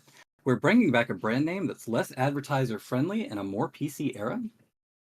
First of all, the TNA association with tits and ass is like such a boomer fucking thing at this point. When people say TNA to like Zoomers, or even people that are slightly younger than that, nobody's like thinking tits. Yeah, and no ass. one goes It's such directly a- to tits and ass. Yes, no, I agree. no, nobody. Like unless you're old as shit. So it's not an advertisement. Yeah, like so if they name their wrestling promotion HLA, you're just gonna say Hot Lesbian Action.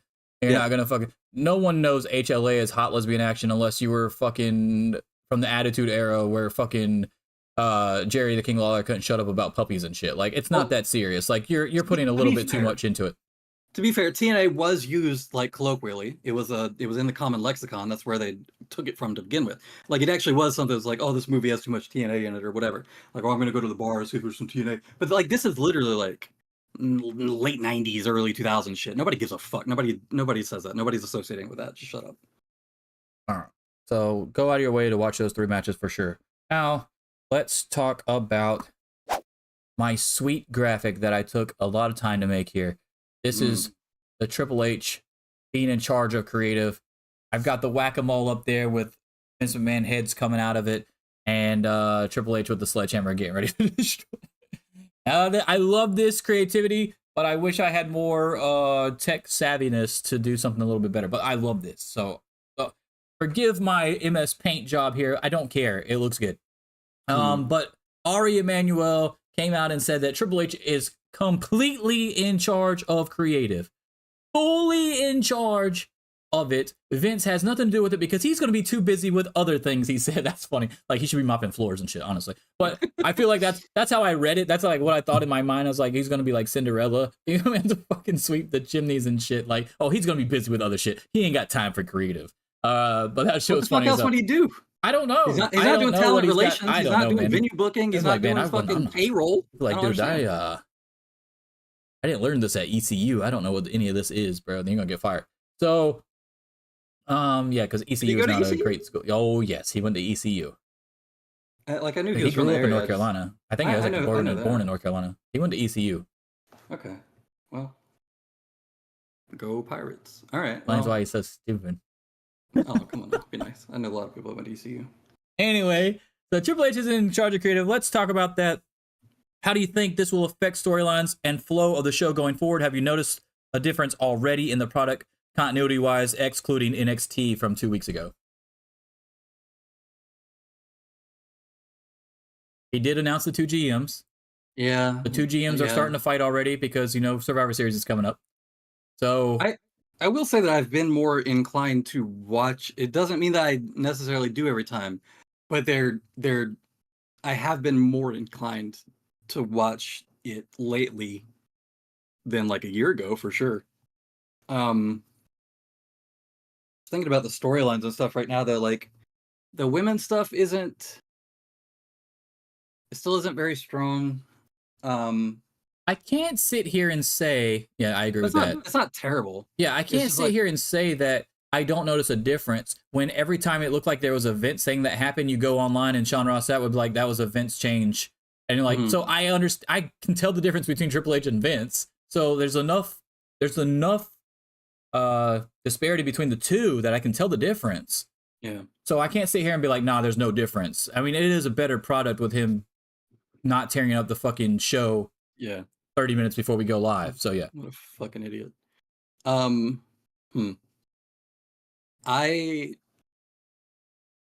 trying to think off the top of my head if there's anything like egregiously stupid.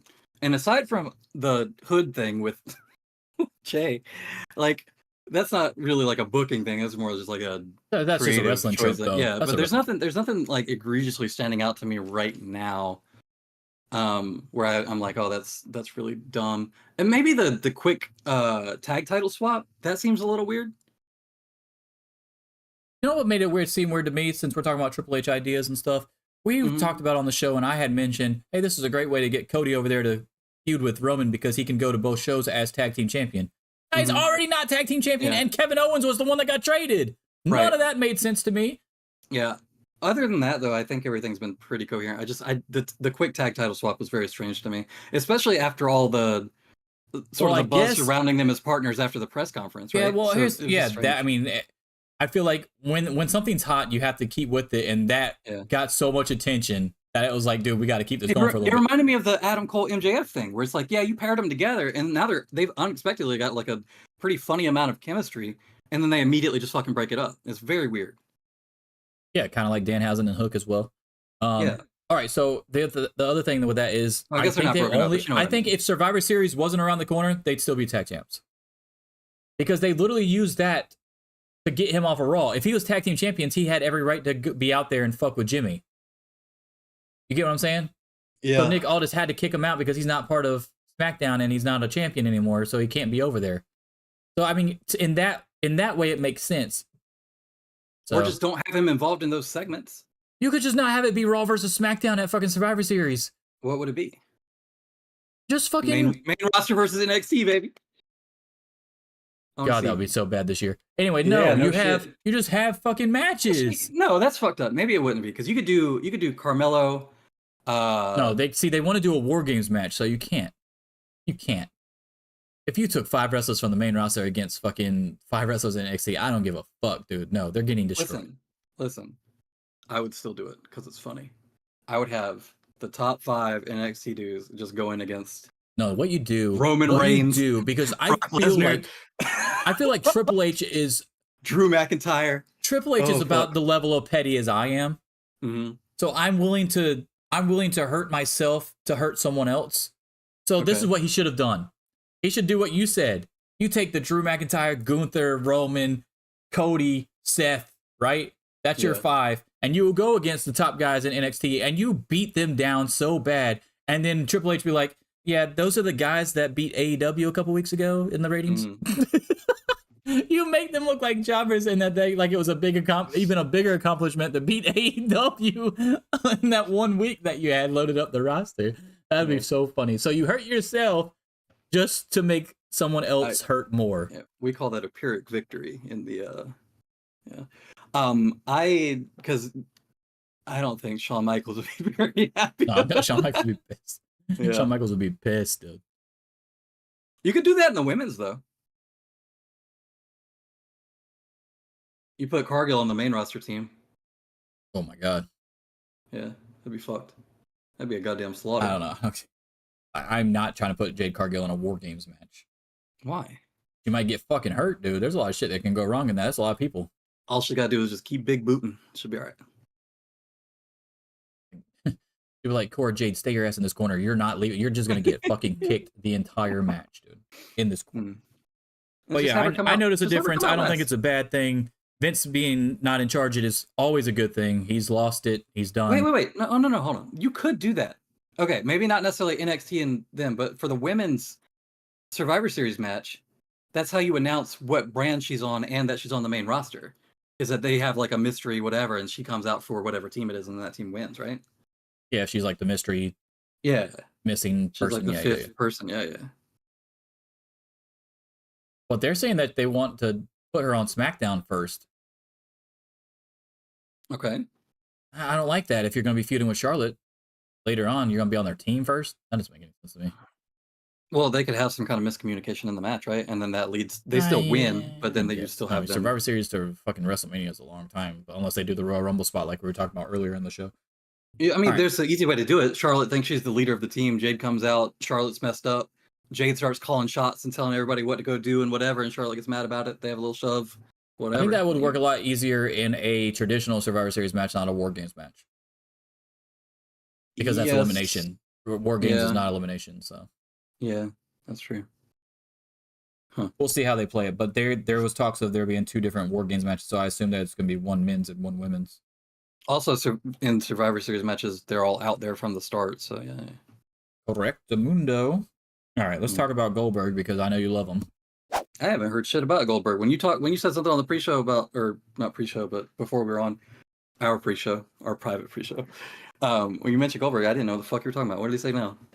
Goldberg says today's wrestling lacks depth. Now, this is coming from a dude that had literally no depth to his character or to his matches. The most depth in any of his matches was when he got his ass beat by Regal.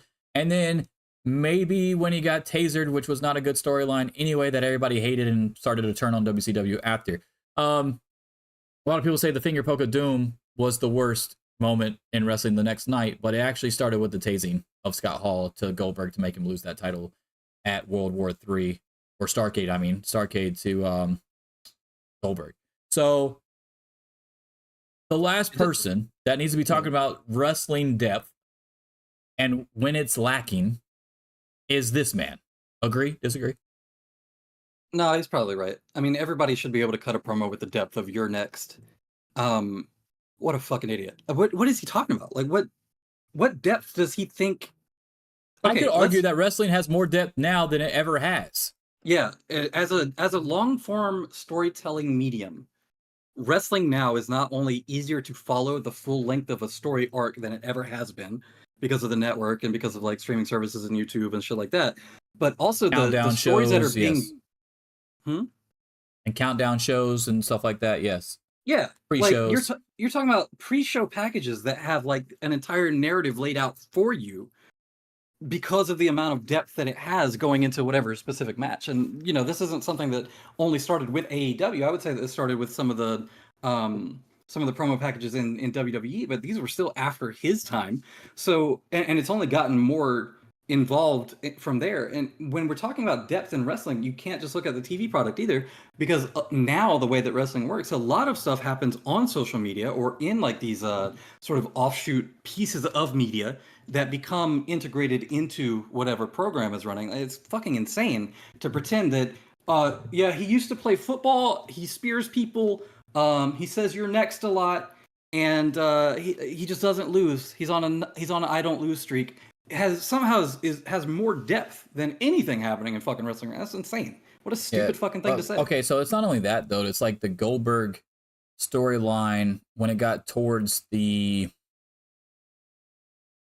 like the US title part of it.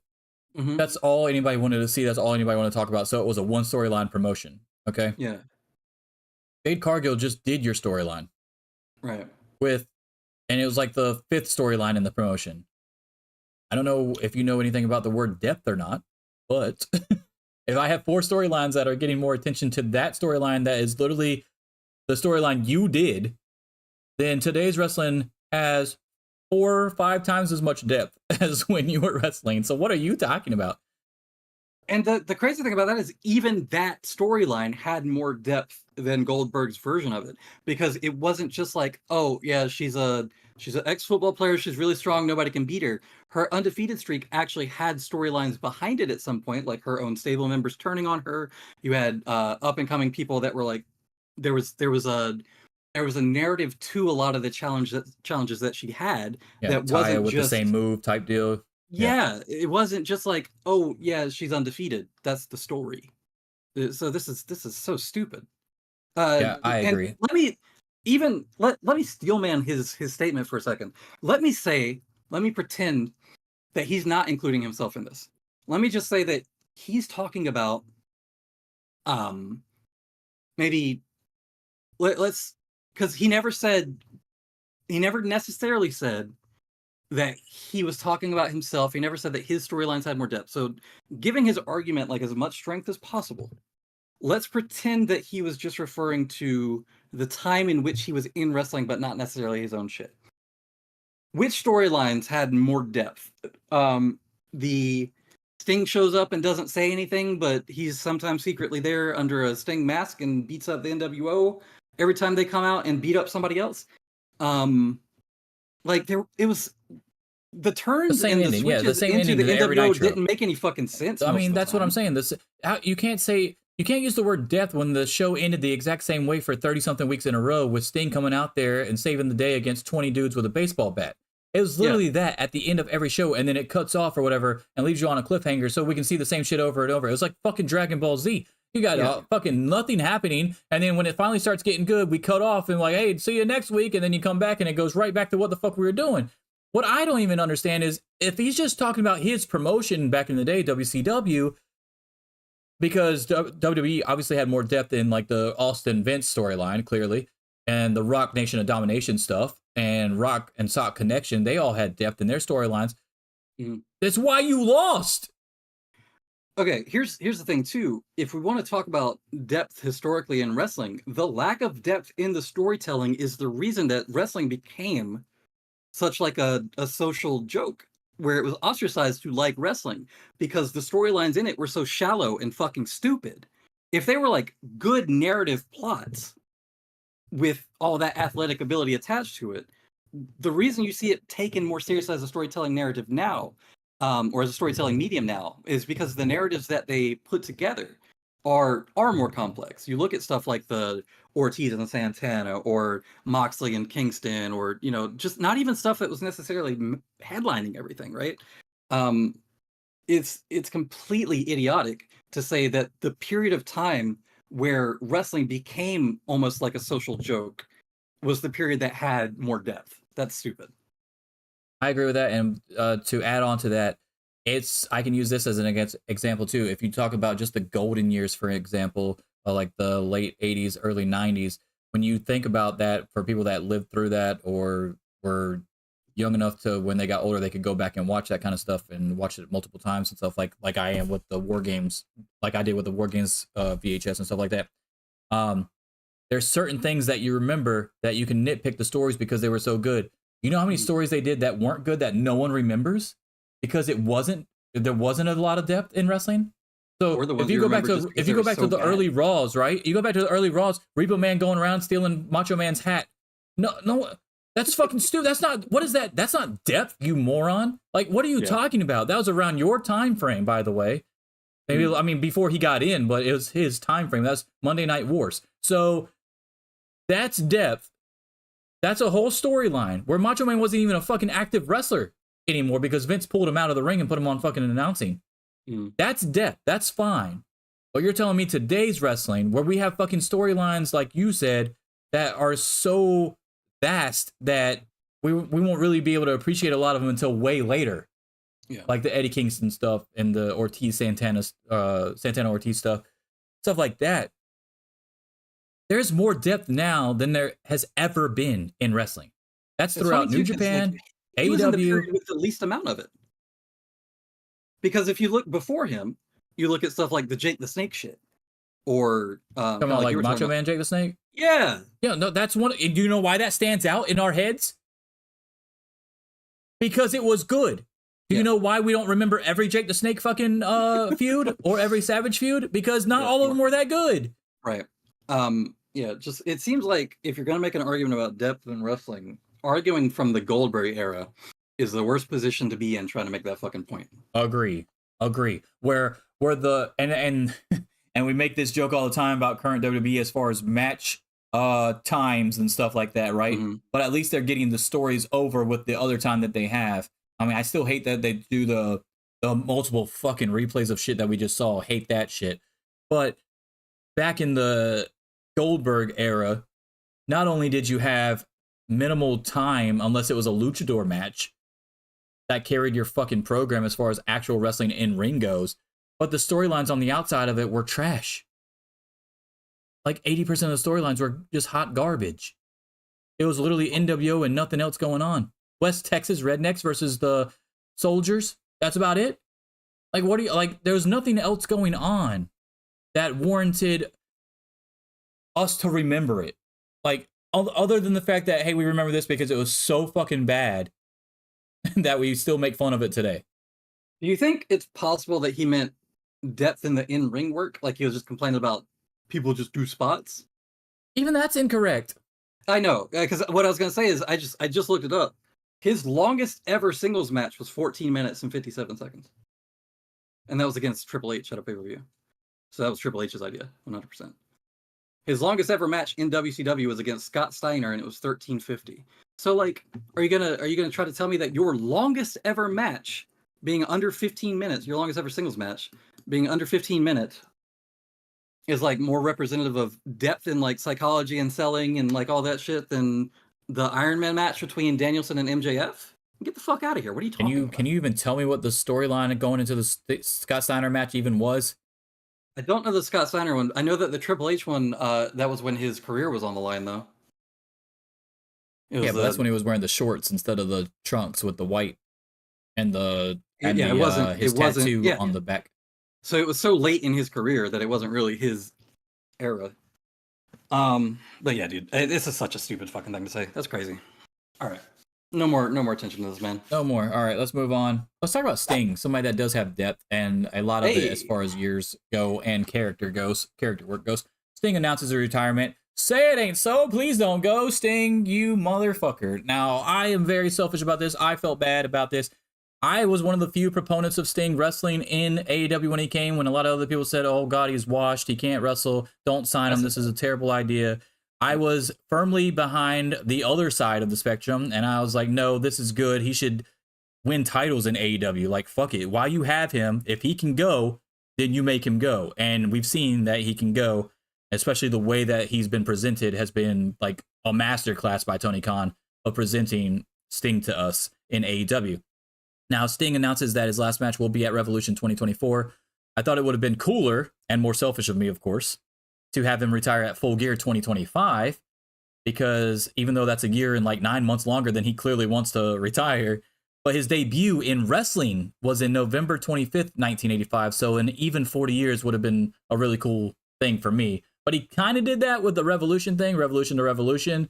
He said his first match in AEW was Revolution 2021 or whatever, and his last match will be in Revolution 2024. But selfish reasons, and even 40 years, with them having a pay-per-view in November would have been pretty fucking cool. He debuted in November of 85, so that would have been awesome. But what do you think about this, and how do you think Tony Khan sends him out? I think he started thinking about it after that fucking table spot. He said, fuck, I don't know if I can do this anymore. The one where he jumped from the apron to the outside. Didn't quite make it. I mean, we kind of all knew it was coming, obviously. And I was one of the people when he first came in, I was like, fuck, like, I hope he doesn't wrestle. But I was wrong. He's done very well in the spots that they've given him. They've been able to work around it in a way that makes him look credible, and doesn't embarrass the people that have to sell for him or anything crazy like that. He's obviously not as fast as he was 40 years ago, but the matches that he does have or involved in, like the coffin match with Swerve and Darby, that kind of stuff, or when he's in there, I'm never like, fuck, like this is an old guy who's too hurt and is gonna embarrass himself and like he just fucked something up super bad. I've never had that feeling about him. And as much as I love Matt Hardy, and this is not to shit on Matt Hardy, I know he's been through a lot. He's done his career was a lot harder on his body than Sting's was. Sometimes when Matt Hardy's in there and he's doing his like sort of slow kind of plotting, like he's got nights where he's warm and he's loose and like he looks all right. But sometimes Matt Hardy's in there and I'm like, fuck, man, like maybe maybe they need to work around you a little bit more rather than you trying to still do your shit the way that they do Sting, because even though you're younger than Sting, you have been doing this for a long fucking time and your body's got a lot more miles on it than Sting's does. But I don't get that same feeling with every time that I see Sting. So I was wrong about him being there. I feel like they did the opposite in their careers though. So Sting started out, he was very fast. Obviously, he's clearly on roids and stuff. He's admitted that, but he did like more brawling stuff because of the time frame back then, and he was heavyweight. Whereas the Hardy Boys did more high flying stuff first, and now they have to basically brawl because if they don't, they look washed. And now if Sting's flying out there like he's a fucking Hardy Boy later on and 60 fucking 4 years old. Yeah. It is funny. Yeah. And again, that's no shit to Matt. I still like seeing him do his stuff. I like his promos. I like when he's on BT. It's not like his matches are bad or anything.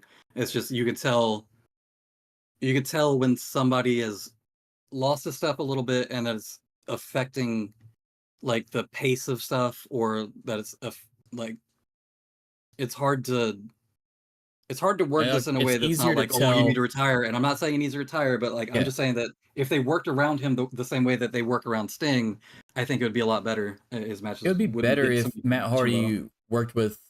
I understand that all the veterans want to help out the younger guys. I get that. But Jeff and Matt would look a lot better against Jeff Jarrett and Sting, right? Than they would Top Flight. Top Flight's gonna make them look slow as fucking old and washed. That's the issue. Yeah, because they could do that slower plotting kind of veteran brawler style a little bit better, I think, if they were. and just do the 2 bumps you're gonna take are gonna be an occasional senton and the fucking twist of fate, you know? So people think that Sting is going to fight Darby for his last match, and you've been saying that for a while too. Is that what you think is going to happen at Revolution? I this is kind of why I'm hoping that the Revolution is my last match thing is not true, because like you were talking about, to get to that even number, the 5 to the 5 on the years, November to November, I think it actually would be cooler if his last match was at Full Gear. And the only way to do that is to have the retirement match be with Darby, but to have him win and then be like, fuck, like Darby's not, if I can still beat Darby, then Darby's not ready for me to fucking go. And then have the rematch at Full Gear where Darby finally beats him, takes the torch, whatever, moves on. I think it's a harder story to tell because you have to have some way to book them having conflict with each other turning into back into that mentorship relationship, I guess. As far as like, okay, so the gift that he's getting, I have no fucking idea. I couldn't tell you. It's a very weird thing to me. I think that's going to happen on Wednesday, but we're talking about just his retirement match in February. Yeah, the retirement match, I mean, it can't be Muta, obviously. It can't be Muta. It can't be Flair. It can't be Flair. Hogan. So, no, it can't be any of those. So I don't know. I don't know if it would be a significant person from his past. Yeah. Or if it's just going to be, hey, Darby's going to finally beat you on your way out, and you're going to elevate him, and then you can say, hey, you're finally ready. But then if Darby dies climbing Mount Everest, then we have a problem. So I don't know what the fuck. Yeah, I don't know what the fuck. I understand why he wants to do it or whatever, but brother, that shit's not like a. No. Did you see his jump that he did? Did you see his jump that he did? And he has a fucked up arm, and he did the jump, and he landed right on his fucking arm when he crashed. And the tricycle, yeah. Yeah. He tried to do the backflip or whatever. That was fucking brutal. Like, dude, what? This dude is fucking nuts. And now he's got the face tattoo that everybody was talking about that I really don't give a fuck about, but apparently a lot of people have a problem with it. That side's always covered up with makeup anyway. Who gives a shit? Yeah, I don't understand. I mean, it's not a big deal anyway. Like, what I said on Twitter is like, I understand. Well, he'll never be able to get a real job now. But fucking, what? I mean, like, the one person in this entire world that I know for a fact with 100% certainty that does not give a fuck about what you think about his tattoo on his face would be Darby Allin.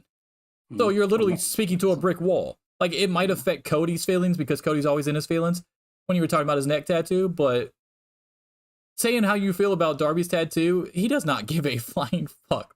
You're literally wasting your breath on that. So anyway, back to Sting. Who the fuck did he have any serious rivalry with that he could like have? They're all gone, bro. They're all gone, or they're fucking retired, or they're in like WWE and something like Triple H. Lex Luger's in a wheelchair still. Lex Luger's in a wheelchair. Oh yeah. I think the only things you could really do are like callbacks to TNA shit. Like he had the thing with Christian in TNA, right? Yeah, but Christian, thing with Angle in TNA, but obviously Angle's not around anymore. That'd be the worst. That's the worst. It can't be an old dude that takes him out if he's going to lose his last match. Oh no, he's very old school mentality oriented. So I know he's going to put somebody over on his way out. He's going. Yeah, that's just Sting. I was more thinking about like the way that Muta did his is all. But yeah, if Sting wants to do like a putting have Jeff Hardy beat him, but not on drugs this time. I agree. I don't know, man. I have no idea who he would fight. It's got to be Darby, right? There's nothing else. There's no other. It has to. I think it's Darby. What's the gift? But Darby seems like the safe bet. But the other thing is like we were talking about, you had mentioned it just a minute ago. The gift that Tony Khan's going to give him on Dynamite. No one knows what that is either. Christina actually said a golden bat. A golden bat with AEW's logo on it or something like that and Sting on it, something like that. I was like, that's not a terrible idea.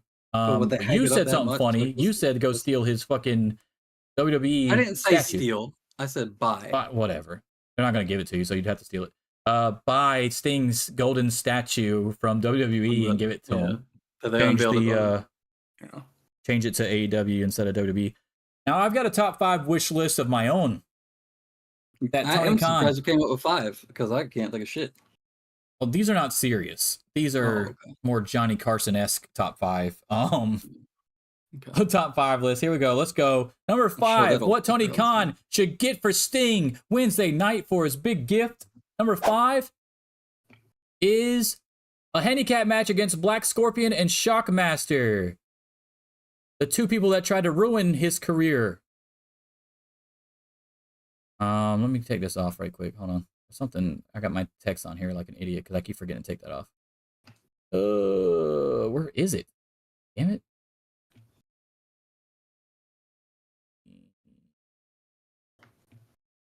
I'll find it eventually. Give me a second. There it is. All right. My bad. A handicap match against Black Scorpion and Shockmaster. Two dudes that tried to ruin his career. Black Scorpion was a terrible gimmick, probably the worst gimmick, or worst storyline rather, in Sting's career. And then, of course, Sting was the one to announce Shockmaster for his team when Shockmaster came through the wall barely without his helmet. So, obviously, Black Scorpion was Ric Flair, and Shockmaster was Typhoon. So that's my number 5. My number 4, a lifetime sponsorship with his face paint products. He's still going to need them for the conventions and stuff. So, that's true. So he's going to need them. So whatever face paint he uses, lifetime sponsorship deal with those. My number 3, an AEW tag title run with RoboCop. Let's go. I think Nigel made that joke on commentary. He did say something about RoboCop, and I was pissed when he did it because I was like, damn it, that's one of my fucking things. He didn't say AEW tag team title, but he did say, oh, was he going to give him RoboCop for his gift or whatever the fuck? I hope it's not RoboCop or some shit. I hope it is, bitch. Hey, an AEW tag title run with RoboCop, and I'm very proud of that graphic. They both had the tag team titles together. That's fantastic. Number 2, we've got a pay-per-view entrance with Luger, Nash, Conan, and the Wolfpack theme, going back to the red and black face paint and the Wolfpack shirts. I think that would be cool as fuck. Don't know how much those rights would be to that song because I don't know if WWE owns those now. I don't care. Do it. Take the fine, like Ryan always says. Pay the fine. Who gives a fuck? Just pay the fucking fine. Who cares? But yeah, that would be awesome because those are the... Obviously, Macho Man is no longer with us, but those 3 are still alive, so fuck it. Let's go. I know Nash doesn't watch it because, you know, him and Austin made that pact, even though he talks about it every week on his podcast. But yeah, bring those guys out with Sting. Conan has a relationship with Tony Khan as well, so that still works out. Come out in the red and black NWO, baby. You just got to wear the Wolfpack shirts. You don't have to wear the NWO ones in case that's a legal thing. But you could wear the Wolfpack ones where it's got the wolf face on it. That would be cool. He already does some red and black outfits, so it's not really that big of a jump, yeah. And my final thing, my number 1 gift for Sting, signing Mean Mark Calloway so Sting can defeat him in a squash match at AEW Revolution in his final match. WWE didn't want to give us Undertaker versus Sting, so I say we get Sting versus Mean Mark Calloway and give Sting that fucking victory and get back Triple H for that bullshit WrestleMania that we all hated when Triple H went over. That's my number 1 gift for Sting. That's what Tony Khan should get. Those are my top 5. Now let's talk about the next thing here, and that is the new TV deal with the CW, baby, for the NWA, a promotion that Sting is very synonymous with. Let's talk about our video from last week, though, and that is the NWA recap vid that I pulled from last week's show where we were talking about this very subject. Check it out. Yeah, that was he's also apparently signed 2 new TV deals so that they can move away from YouTube as far as TV shows in full are concerned, and we'll still post content on YouTube because, you know, why not? That's money. But apparently he's supposed to announce 2 TV deals, and I don't know what the hell that means. I assume that they're local stations or stations that no one has. Hey, shit, maybe he got FS1. Yeah. TLC.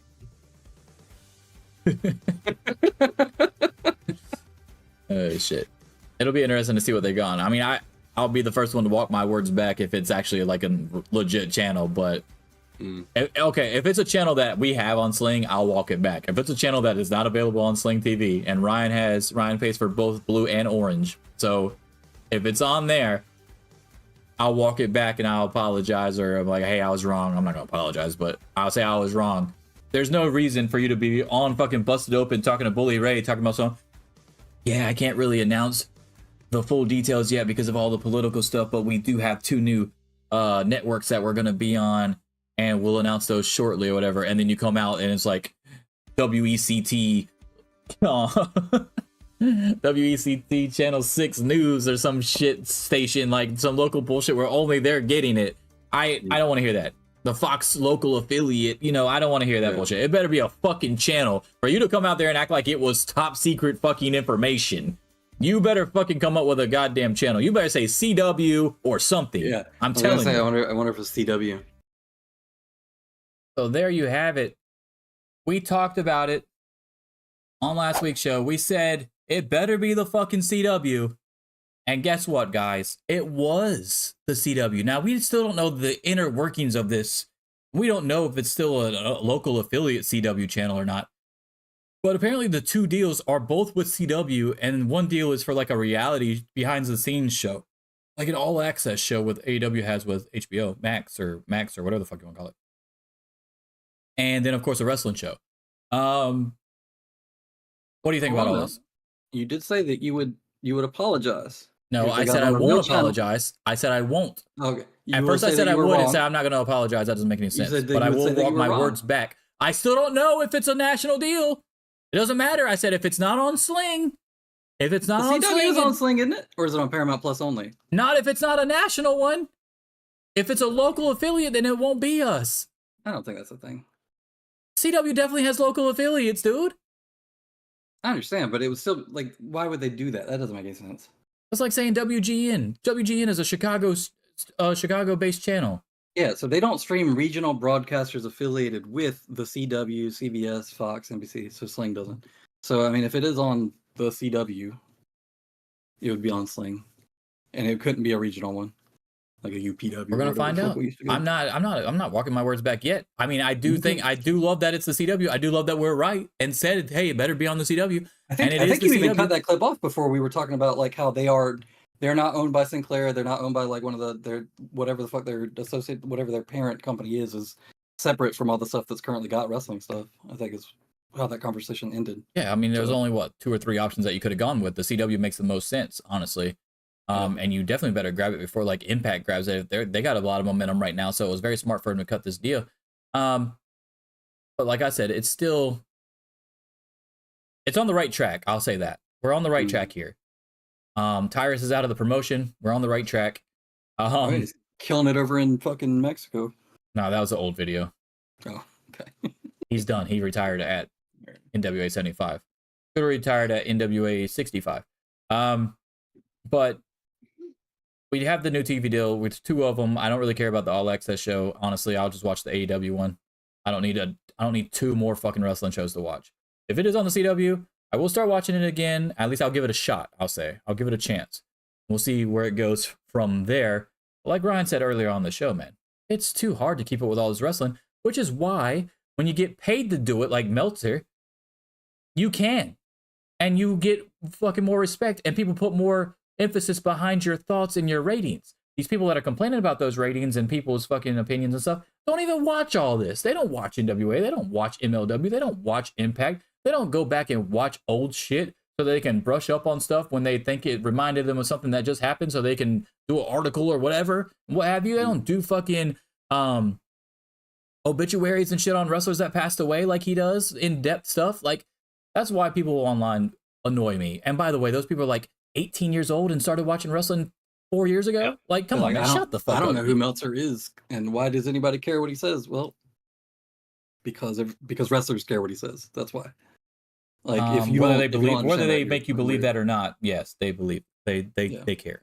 All right, so like, obviously it's a good move for NWA, right? Because we're clearly not paying weekly on Fight to watch your shit or whatever the hell you were on. YouTube was a good platform. I don't know why you ever got off of it after the pandemic and shit was over and you came back. It was kind of dumb to go away from that. But with Tyrus now being gone and the CW deal, what's the chances that you're going to give it another shot in the future? Good question. Or would it have to be like a big show first? and then you'll see how that goes.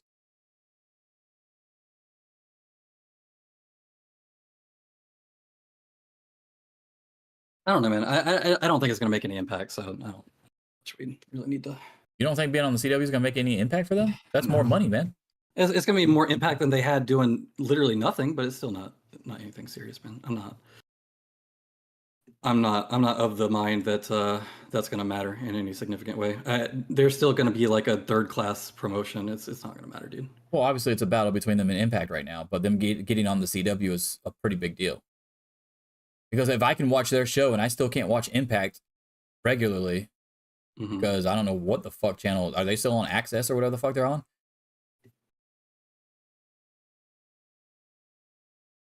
Like, they would be higher than Impact at that point. It'd be easier to watch NWA than it would be Impact.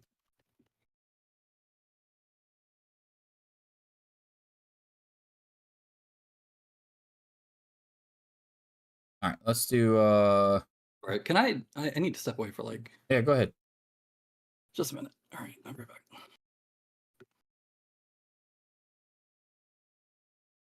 All right, so while he's away right quick, I'm going to talk about the grade the list. We had to grade the list last week about who was it? Hogan's. Yeah, it was Hogan's list. And me and Ryan, or Ryan and I rather, I should say. Ryan and I got into a heavy argument about Austin being on my Mount Rushmore, or just in general people's Mount Rushmores. And I was like, dude, it's not that big of a slight to have Austin on your list. Like, it's not that big of a deal. It's not that egregious to get that upset about it. So we started going back and forth. Of course, it got pretty heated. Bret Hart has Austin on his list. Hogan has Austin on his list. I have Austin on my list, at least right now. But the list can change, obviously, the further in time we go with wrestling. When, like, the Omegas and the Danielsons and the Ospreys all retire and stuff, then we can revisit all that kind of stuff. But Austin right now is on my list.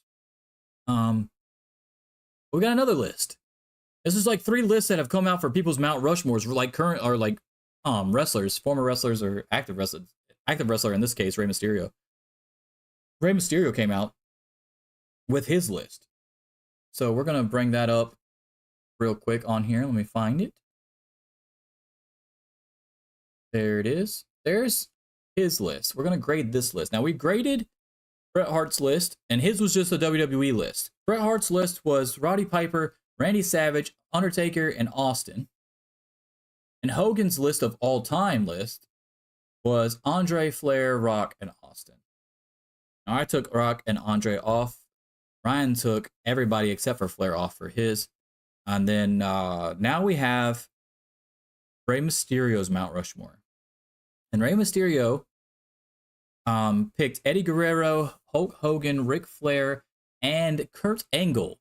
And he had an honorable mention for The Rock and Austin, but he actually went with Angle over those two because he said he likes those, but he loves Angle, and obviously he wrestled Angle a lot. So Eddie Guerrero and Kurt Angle, kind of like what we said on last week's show, and on the Bret Hart one, where when you're doing a wrestler's list, it makes perfect sense why they would have certain people on their list. So Eddie Guerrero and Kurt Angle probably not making a shit ton of wrestling fans' list, but it makes sense why Ray would have them on there because he wrestled Kurt Angle and Eddie Guerrero a lot, right? Bret Hart had Roddy Piper, Savage, Taker, and Austin. He wrestled Austin, Taker, Roddy a lot.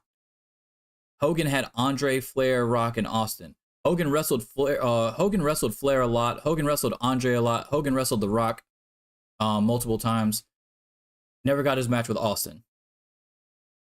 So it makes sense why some of the picks are directly connected to the person making those picks. So Eddie Guerrero and Kurt Angle would fall under that category here. And then Hulk Hogan and Ric Flair are probably the 2 easiest ones for a lot of people. I'm not putting Hogan on mine. I respect what he did for the business as making it as big as he did and stuff, but I just can't ignore he was not a good wrestler. I don't think he was as good of a promo as everybody thinks he is.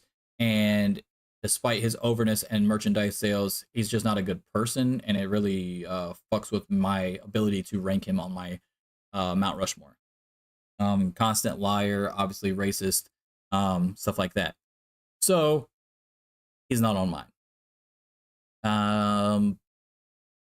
If I had to grade the list for Rey Mysterio's Mount Rushmore, I think I gave Hogan's a D, and I gave Brett's an A- or B or something like that. Something like that.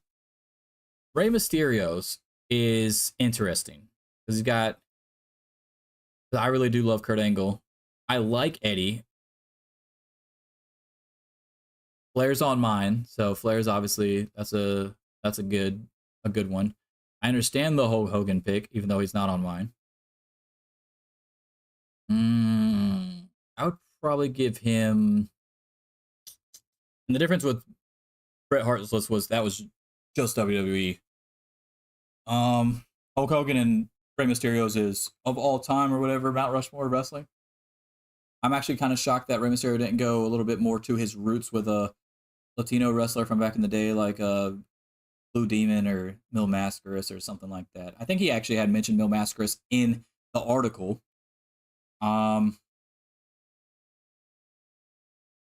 Let's see.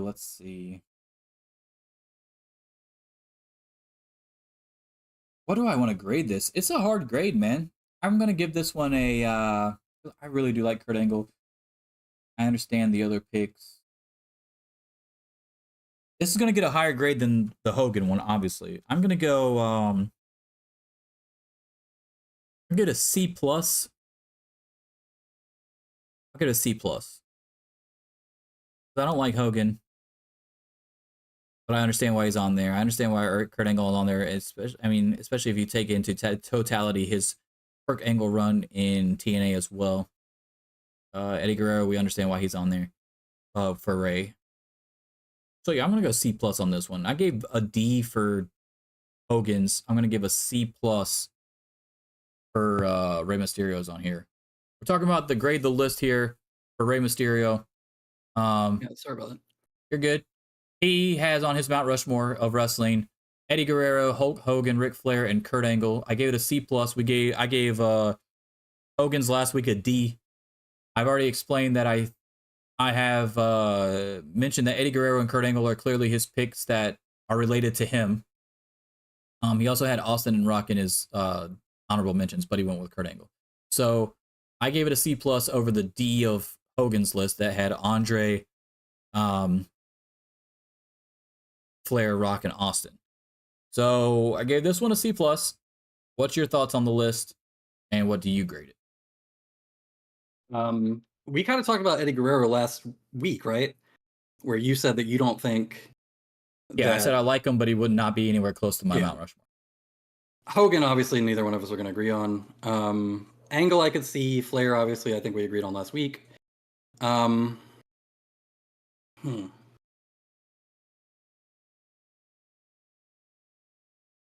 Okay. I feel like every list so far for the wrestlers have had two people that are directly associated with them. Well, yeah, because they're going to be more familiar with their work if they. Yeah, no, I understand that. I mean, we said that was going to happen probably too. So Rey Mysterio has Eddie Guerrero and Kurt Angle. Hogan has Andre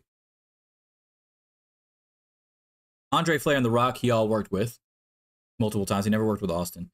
And then Bret Hart's was just WWE, but he still had 4 people that he worked with and 3 people that he worked with a lot in Roddy Piper, Taker, and Austin.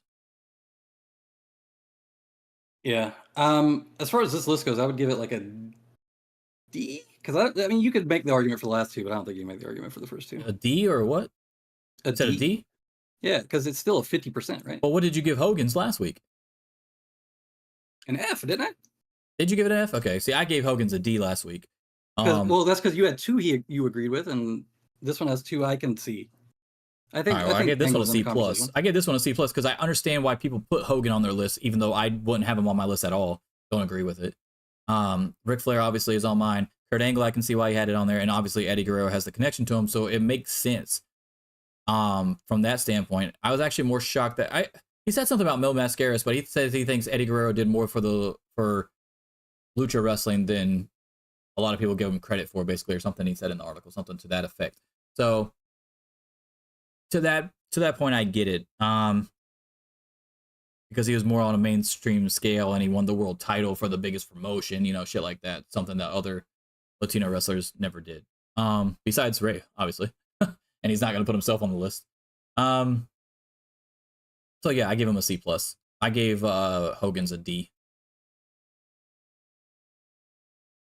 All right, so that is it for the show today, actually. But I'm going to do one more thing. I'm going to give you a joke. I haven't done a joke in a few weeks, if I can even find them. Give me a second. Do I even still have them? Yeah, I do. Okay. All right, well,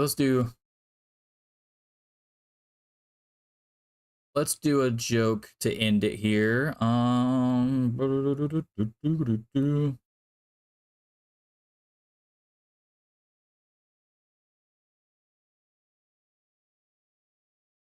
I feel like some of these I've already done and I didn't mark them off, fortunately.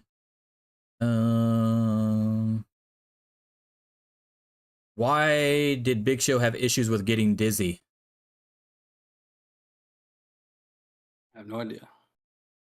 Because he never stopped turning. Good one. That's a pretty good one. That's a pretty good one, dude. Come on, that's a good one, dude. Whatever, I should have done it at the beginning of the show. Anyway, fuck you. And let's do one more time. Shout out to Righteous Rich for the PWI Black Wrestler 500 or PWI Black Wrestler 500. It's not PWI, I don't think. Yeah, it's BW and 500. One more time for everyone that's still with us here. For every new subscriber on our YouTube channel for the month of October, we will shake the 8-ball and we'll donate an item to the local Humane Society to help out cats, dogs, and the employees as well, as much as we can. And we started the month with 136, and at last check, it was 155. So we're getting there. Got a lot of things that we're going to be donating to help out the animals at the local shelter here. Hope everybody has a great weekend. This is my last week of work before I'm on vacation because my birthday's on Halloween, so get ready for that. And the first show after Halloween, so not this upcoming Sunday, but the next Sunday is when we're going to do the 8-ball thing where we keep rolling it or whatever and see what we're going to donate. But yeah, hopefully everybody has a great week. It was a huge week of wrestling. I don't expect our show to be 2.5 hours next week, but you never know. We'll see if anything pops up. But yeah, have a great rest of your weekend. Deuces.